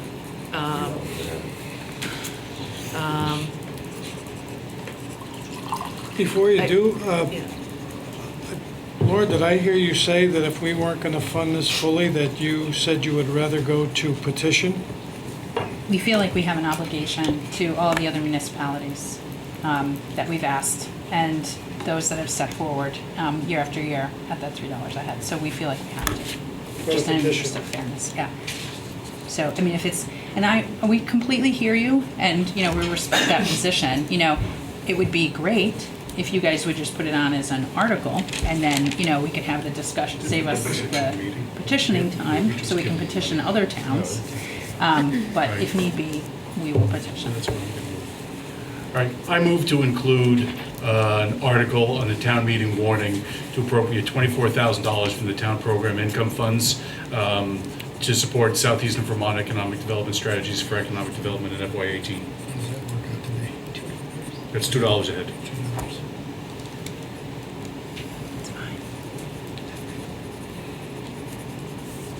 So I guess my question is, do you want this to get voted down, or do you want this to get approved? So, I mean, respectfully, and I think that's up to the board. That's a question for you. Yeah. Because I can vote either way. If you feel that you want to go the other way for the $36,000, I'll vote against the motion. And if it gets defeated, then you're going to have to go out and petition. If this passed, we would go out to petition. If it passes. If it passes at At the 24. $2. If it passes at 24, we would go out to petition it at the $3 because we feel like we have an obligation to do that. But we, I mean, it's an important, it may be important to the town to say that we support you and, we want to say this, so. Or you can just get it amended at town meeting. Isn't that easier than petitioning? Well, there's a motion on the Oh, okay. floor. Is there any further discussion?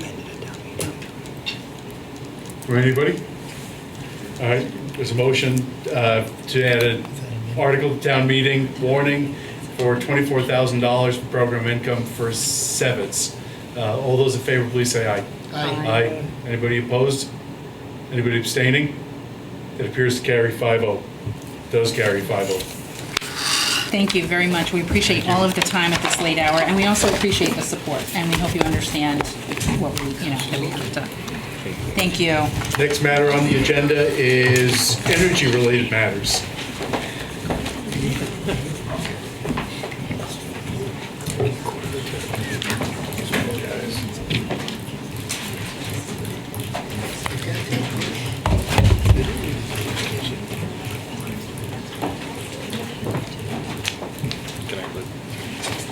They don't need to get a petition. They can amend it.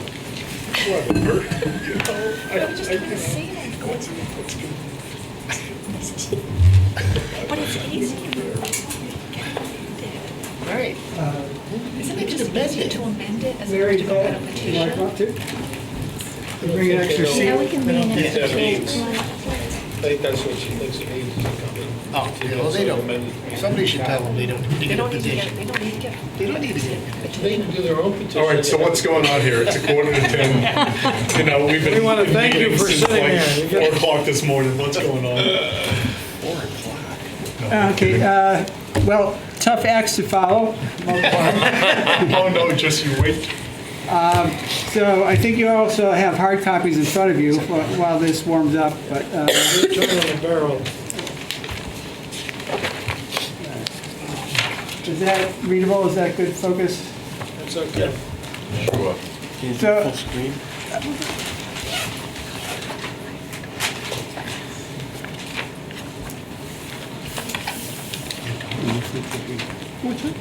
Maybe you all want to introduce yourselves. Yes, Michael Bosworth, Chair of the Town Energy Committee. And, That's not it. okay. We have our technical expert here. I'm the resident young person on the committee. My name is Mary McLaughlin, member of the Hi, Mary. committee. Kathleen White, Secretary of the Committee. Do you know which one's full screen? Ted? Ted Montgomery, member of the committee. So we have 12 slides. A year ago, we brought probably about twice that many, so I hope that's a good number. And just a quick review of our mission is to assist Brattleboro residents, businesses, and the town government reducing energy consumption and costs through conservation, increased energy efficiency, and conversion to renewable energy resources. And just the committee members who are not here, Ralph Maima, George Harvey, Tom Fennell, and Milt Eaton, and Joel Martell. So just a quick review of what we've been up to this past year.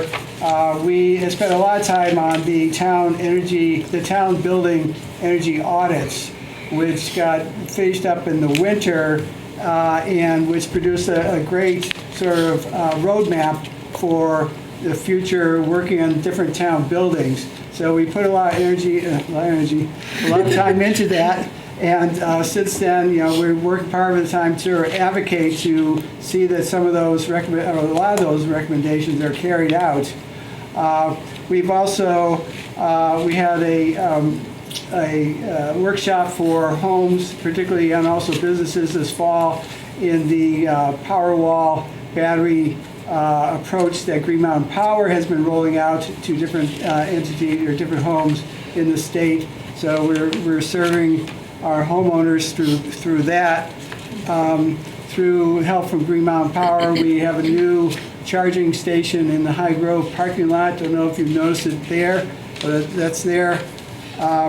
and we've been helping to market a new program in the state called Zero Energy Now that's really sort of an innovative approach to very deep energy retrofits for homes so that homeowners have more comfortable homes and less expensive homes. So that's just getting started this year, and we hope that the funding for that program keeps going in future years. So many of you on the select board have seen the approach to the data that we presented in past years. So fiscal year 2001, we have a set of data from that year, a 9-year gap between that and fiscal year 10, another 3-year gap between that and fiscal year 13. And for the last 4 years, now we've had a very good system. It starts with John O'Connor getting together the bills, handing them off to our town energy coordinator, Paul, and then who took the data from those and put it into a format that Lester Humphreys, former chair of the committee, could then use to put a spreadsheet and analyze and come up with some of these graphs. So this is the streetlight costs are the recent example of a real plus for the town, where these streetlight costs have gone down substantially over the last several years. You know that, you've seen this before, but in fiscal year 16 they went down even more, so now we're paying less than half of what we used to pay as a town. This is a combination of... Just very quickly. Yep. You want me to go back? No, I'm just saying 125,000. What's 1% of our budget is what? One is 150, 160,000? So you've saved almost 1% of our town budget. Well, We have on streetlights. You know, the streetlight changing was a joint effort among a lot of different That's great. players. Yeah. So to just attribute that solely to the Energy Committee is really to oversell Well, that. not so, well, Right. yeah, that's that was my definitely intention. It was to You know, point out that energy Department of savings Public are... Works played a really big Yeah, part in I'm that. sure that's true. My Yep. point was that the energy savings amount to real money. Yep. So this is a little bit of update was with fiscal year 16 for heating and electricity costs, electricity except for streetlights, but these are at the town buildings. And you notice the trend in the first 9 years, the costs went down largely to do with the Honeywell project. And also we brought one new building online during the time, 2003, the transportation center came online. So that, if anything, that would have lifted up costs a little bit. So we were able to reduce costs despite that, the new building as well. Now, if you look at recent years, and the savings have leveled off and in fact increased a little bit for the heating costs. That's the lower of the two lines this past year. A lot of that's due to, I think, the state of the heating furnace or the facility at the library. So the electricity costs have been pretty level, but that's the general trend for those two parts, the substantial parts of our budget. Any questions on that? I'll keep going if not, and if anybody wants to add anything. Town fleet costs, they went down in fiscal year 16. A lot of that to do with the lower amount of diesel fuel used because of the mild winter last winter. So that was a good trend for this past year. And annual energy savings have gone up a little bit, so those savings are there because of the steps that have been taken over recent years. Now this is, to me, this is the most important slide we have to go over, that looking at the trends, electricity costs, again, except for streetlights, went down 7% from 2001 to 2010. From 2010 to now, they've gone up 9%. The heating fuel costs went down 22% during those 9 years, 2001 to 2010, and then went up 16% from 2010 to 2016. The fleet fuel costs went down 21% during those first 9 years and been up 10% since then. Only the streetlight costs in recent years have been reduced. They've been reduced substantially, but in the other areas, we've either been treading water or in fact losing ground a bit. And I think this is important because I think you as a select board are at a point right now where you can take steps or recommend to town meeting to take steps that can make progress. One of the areas is in electricity because there is the possibility of opting for electricity credits or the net metering credits through the Windham Solid Waste Management District project. You know, there's other things that have to fall into place, but hopefully this month you'll have the ability to make a decision that could save the town a lot of money in future years on that element of our energy costs. The other place where you have a role to play is the results of the town energy audits have, again, a good roadmap to make changes to town buildings, which will tighten up those town buildings and lower the, I didn't quite. You didn't want that? Okay, sorry. Well, no, that's good. Oops.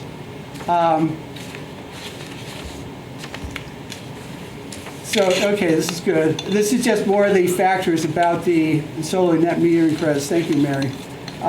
Estimated annual savings if we opt for enough net metering credits from the Windham Solid Waste Management District project, $85,000 per year for the first 10 years, over $1 million for over 20 years.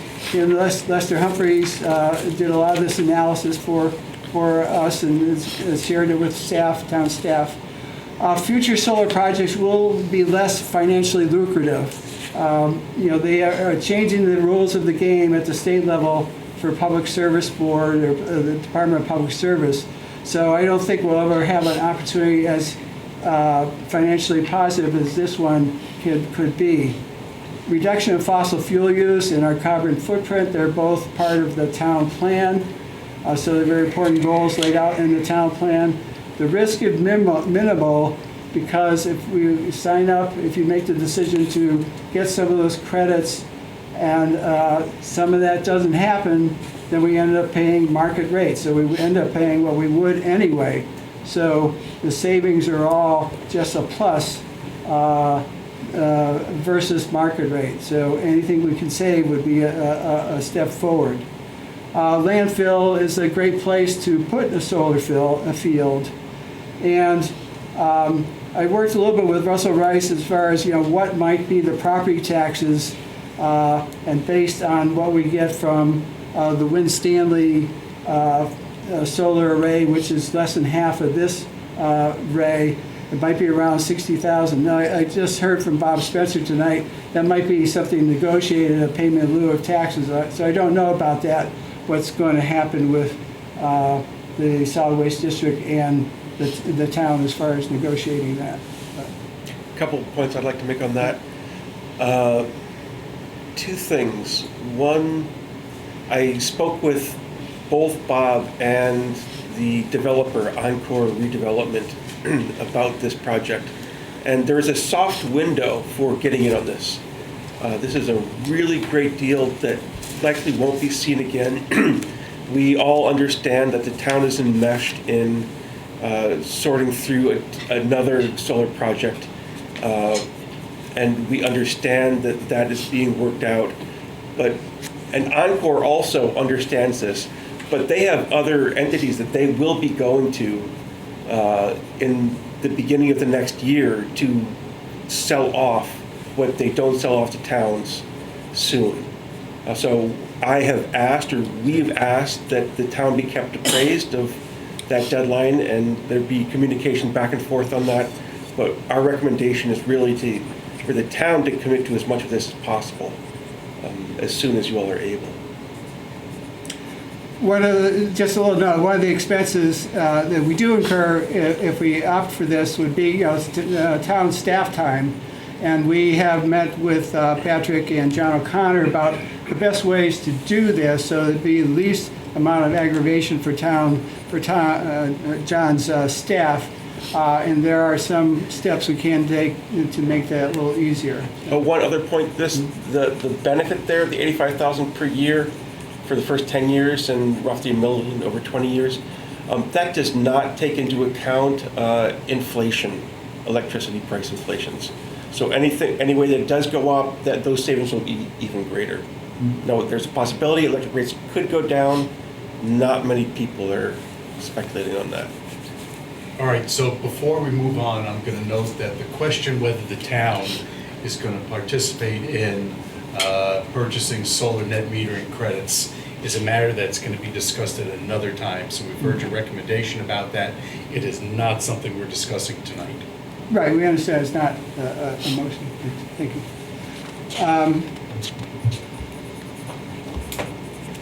Town building audits. This is the other thing I mentioned where we're using both the utility funds, parking funds, which you have direct input to. You have some decisions to make about how to use some of the funds that are available in those two enterprise funds. I understand you're going to be having more discussions about that, but this is one of the places that you can have an effect. The general fund, obviously you're working on the budget for the general fund for recommendation to town meeting for next fiscal year. So some of the energy audit recommendations can be carried out with funding as soon as next fiscal year for the buildings that come under the general fund. I think we've heard from town staff about approach to sort of phase some of that in, what makes the most sense. But again, you're having other discussions such as about this building. I know it will have an effect on that. But if the town stays here, then some of these, many of these energy saving measures could help cut the cost of heating, especially, and also to a certain extent electricity in these buildings. There's also the recommendations to convert many of the town buildings to modern wood heat. We fully understand that right now heating oil is at, I think, $1.57 for this winter, which is very low. And so modern wood heat, although it has benefits and benefits to the local economy, it's not as beneficial, obviously, with oil this low. But as oil goes up, and well, who knows? Who can predict exactly? But it becomes more and more attractive. Also, there are certain points where you may have to decide about a new heating facility. So we really would like, pellet boilers to be considered. Transportation, you don't need to get. You as a select board aren't often, have a place to come in and advocate. But we've been advocating for increased passenger rail service to Brattleboro. We got the Chamber of Commerce to write a letter of support for that. We got Strolling of the Heifers to write a letter of support. We got the Downtown Business Alliance to write a letter of support. And just about a month ago, when the State Transportation Board had a public hearing here at the museum, and they said that it is possible that increased passenger service might happen as soon as 2017 or 2018 if you look down the valley to Greenfield, Northampton, Holyoke, and Springfield, because Massachusetts is working on that, so it would just be an incremental cost to then bring those increased number of trains up to Brattleboro from the Pioneer Valley.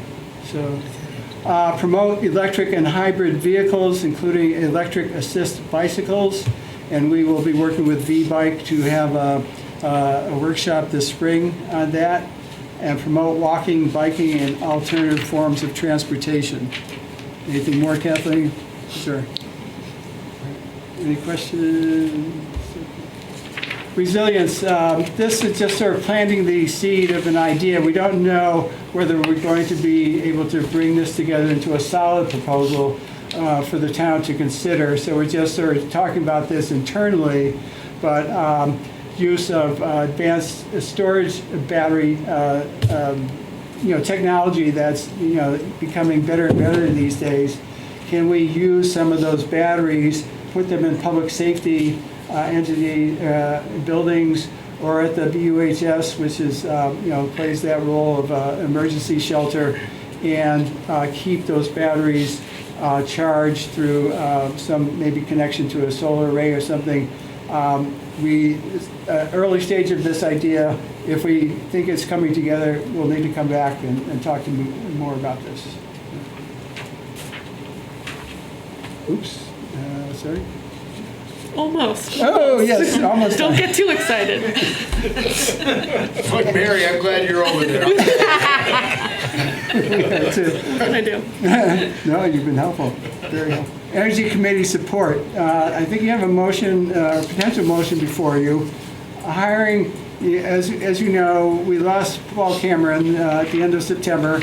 He was the, since the beginning of the Town Energy Committee, which is 7 years ago or so, he has been acting as support to the Town Energy Committee. This is a situation we know we're sort of privileged in that sense.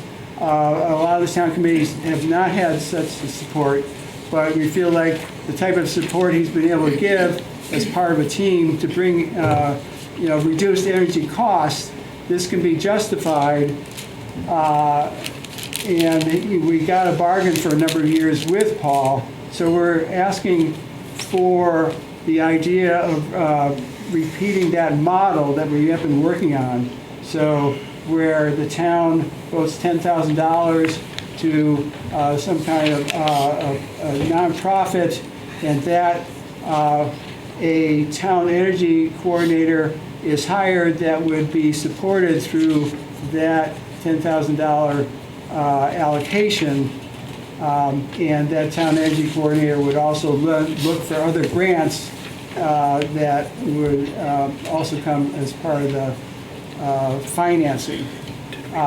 So that is the model we've been operating on for a number of years now. The increased model down the second bullet point, we know the town can't contemplate that seriously without some other source of funding. But we do know that there are towns down in Massachusetts, Greenfield, Amherst, Northampton, they all have full-time sustainability coordinators now. They did get their start with some grant funds through the state of Massachusetts programs. So we don't have those currently here, but we're starting to see if there are ways to do that. So we would like to see the model that we worked with Paul to continue as we go forward, if at the pleasure of the select board as a first step. And just want to just report that Paul, we did see Paul this weekend up in Fairleigh, Vermont at the annual Vermont Energy and Climate Action Network Conference, where he was given a special service award at that time. That was a lot, and hopefully not too long presentation. Did I miss anything other than the thank you? Thank you.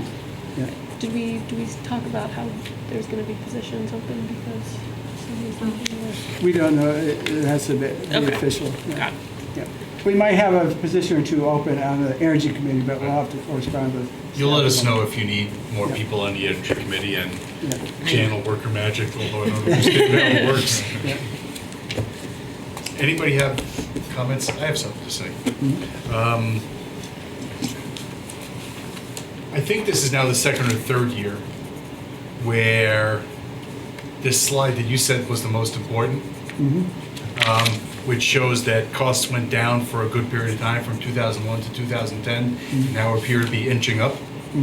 I think it's been 2 or 3 years that that's been the message we've been getting, that other than street light cost savings and street light energy savings, as a general matter, our energy costs have been creeping up. And I find that a little bit troubling. I don't really understand particularly the reasons why. In terms of supporting the energy coordinator position, I think this is probably the second time this year that at least a suggestion is being made about a committee support position being funded. And I'm sort of concerned about that in a systemic way. I don't really think that the board's got the ability to be providing paid support to various committees in their work.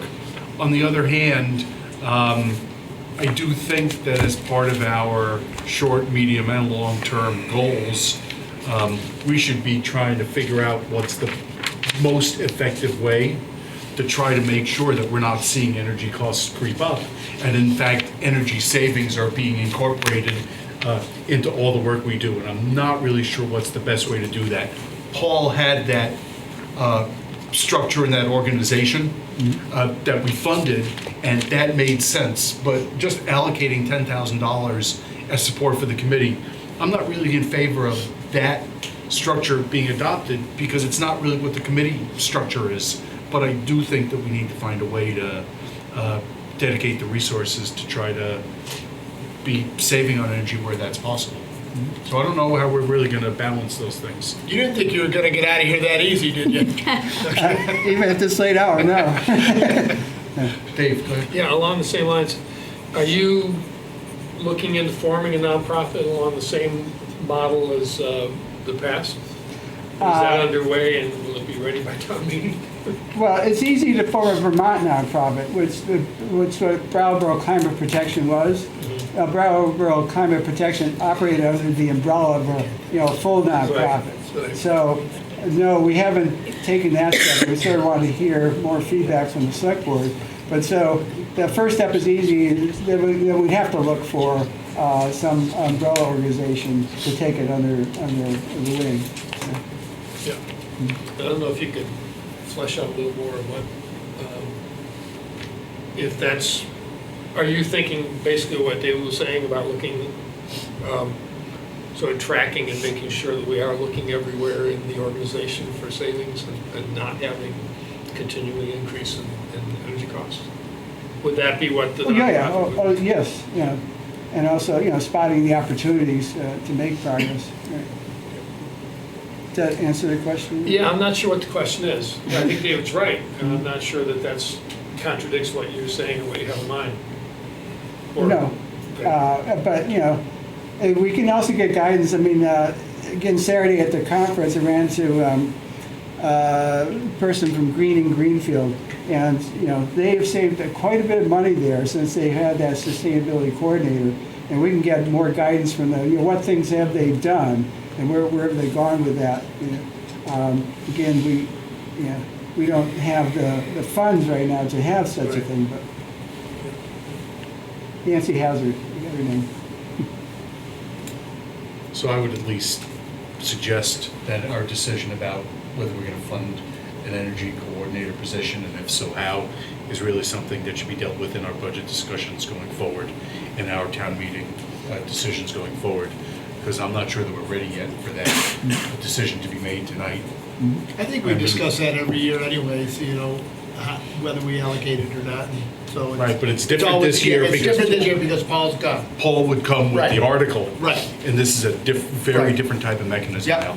Yeah. I guess I'd have a question. It's sort of like it'd be good, especially if we had a good person. So it's sort of like, can we create, refill the town energy coordinator position, not necessarily promising yet that it's actually any funding toward it, and find a good person because it take us a little time to do that, to advertise and stuff, and to see whether we have a viable person willing to work for not too much, as Paul was, and to make it real feasible. So I'm going to suggest as to that particular question and position that we don't see a motion made tonight, and it just continues on to another agenda when we decide that we've got enough information to make a decision when it's not 10:30 at night. Kathleen? I know that someone saw the volunteer town energy coordinator position on the website, and I just was confused about whether that was a mistake that it was on the website or if that was an official decision by someone. Peter can explain. I believe we received an unsolicited expression of interest in the position, but we have not advertised the position because we knew this conversation was coming. But there's still the select board that would okay such a position, but even if it's not funded. So we need to wait some more on that decision? I think what's going to happen is between now and the end of January, we'll have a more focused discussion about whether there should be a town energy coordinator position, whether it should be funded, and if so, how. We hear your recommendation, and I, at the very least, am not prepared to vote tonight. Is anybody else? I know I'm not. That's for sure. Okay, anything else for us? Anything else? Does anybody have any questions or comments about the Energy Committee report? I want to thank you so much for waiting so late. You know, How'd you get so everyone's low on tired. that? You know? We get to go home now. You guys don't. Another half hour. Thank you. Thank you so much for coming. Thank you. So we have 4 more items on the agenda. Number 1, award of Municipal Center fire sprinkler contract. Mr. Elwood. I can make it almost that easy. So there was $160,000 budgeted for this. It's coming in at $117,500. You've seen the backup material that Patrick prepared for this meeting. The actual bid award would be for $110,000, but we think it's important that there be a small allocation for Steve Horton to manage the job, and a contingency allowance of $5,000 for anything unforeseen that might pop up in the job. So we're asking for an overall project budget of $117,500. I move to award a bid in the amount of $110,000 to Southern Vermont Sprinkler and approve a not-to-exceed project budget of $117,500 for purchase of, Phase 2 of the... for Phase 2 of the Municipal Center Life Safety Improvement Plan. Thank you for that motion. We have a motion for $117,500 for Phase 2 of the Municipal Center Life Safety Improvement Plan. Is there any further discussion? If it was 7 o'clock, I'd give you more discussion, but it's not 7 o'clock, so. Well, this is part of the long-term plan that we agreed to with the Department of Public Safety, so I it's know. got to be done. Well, yeah, I know, but I won't get into it. Yeah. Okay. No further discussion. All those in favor, please say aye. Aye. Aye. Anybody opposed or abstaining? That carries 4-0 with one of our members out. Next item on the agenda is capital purchase of 2 police vehicles. So the only unusual part of this is that we normally would bring you police vehicle bid awards as a complete package, including the upfit. But the bids for the upfit are being opened tomorrow. We'll come to you at the next meeting on December 20th with the recommendation regarding that. The reason that we accelerated the purchase of the actual vehicles to this meeting is because at the end of this week, the price is going to go up. So in order to save money, I mean, that just, it seems silly to us to, on a procedural basis, wait and actually cost the taxpayers more money. So we're before you this evening to ask for your approval of a 2017 Ford Explorer and a 2017 Ford Taurus. As previously planned and budgeted for the police department, the two would be purchased off of the state contract from the state's bidding process for a total of $48,859. So moved. We have a motion to approve purchase of 2 new police cars, $48,859. Is there any further discussion? Hearing none. All those in favor, please say aye. Aye. Anybody opposed or abstaining? That carries 5-0 with Mr. Scholes re-entering the room. 5-0? 5-0, yes, please. Next one, Mr. Elwell. Thank you. So the This item is related to the potential sale of a property that the town purchased many years ago using grant funds. You've seen the backup materials, and we've discussed this matter previously. We believe that it's proper to advertise for the potential sale of this property. If we do get a concern expressed to us during the 30-day comment period, then under Vermont law, it would automatically become a town meeting item. In the absence of such a objection or concern during that 30-day period, we would proceed immediately to the sale. Again, there's no cost to the taxpayers in this because the property was originally purchased with grant funds. Can you tell us just what is the public notice process, briefly? So it's a newspaper advertisement. I don't know whether it's a legal notice or whether it's some other specified type of newspaper ad, but it will be published in the local newspaper of general circulation, which is the Reformer, designated as usual this year for us. And again, then once it's been published, there's a 30-day time frame for anyone to make a state an objection to the sale. Otherwise, we would proceed. I move to approve the sale of the subject property as set forth in the potential motions with appropriate public notice. Any further discussion about that motion to approve the sale of that property? Hearing none, all those in favor, please say aye. Aye. Any opposed or abstaining? That carries 5-0. And then the last item on the agenda is to appoint a member and another member to the Hinsdale Bridge Advisory Committee. Peter? 2 members. Yes, so we'll have 2 seats. Town of Brattleboro will have 2 seats on this committee that's going to have, my understanding is 14 members, 7 from New Hampshire and 7 from Vermont. And there will be some public, some private representation as well as some other quasi-public representation as well as the municipal representatives. For our 2 seats, unless there is a select board who's particularly interested and unless the board prefers to have a select board appointed, I believe that it would be appropriate to have Planning Director Rod Francis and myself serve.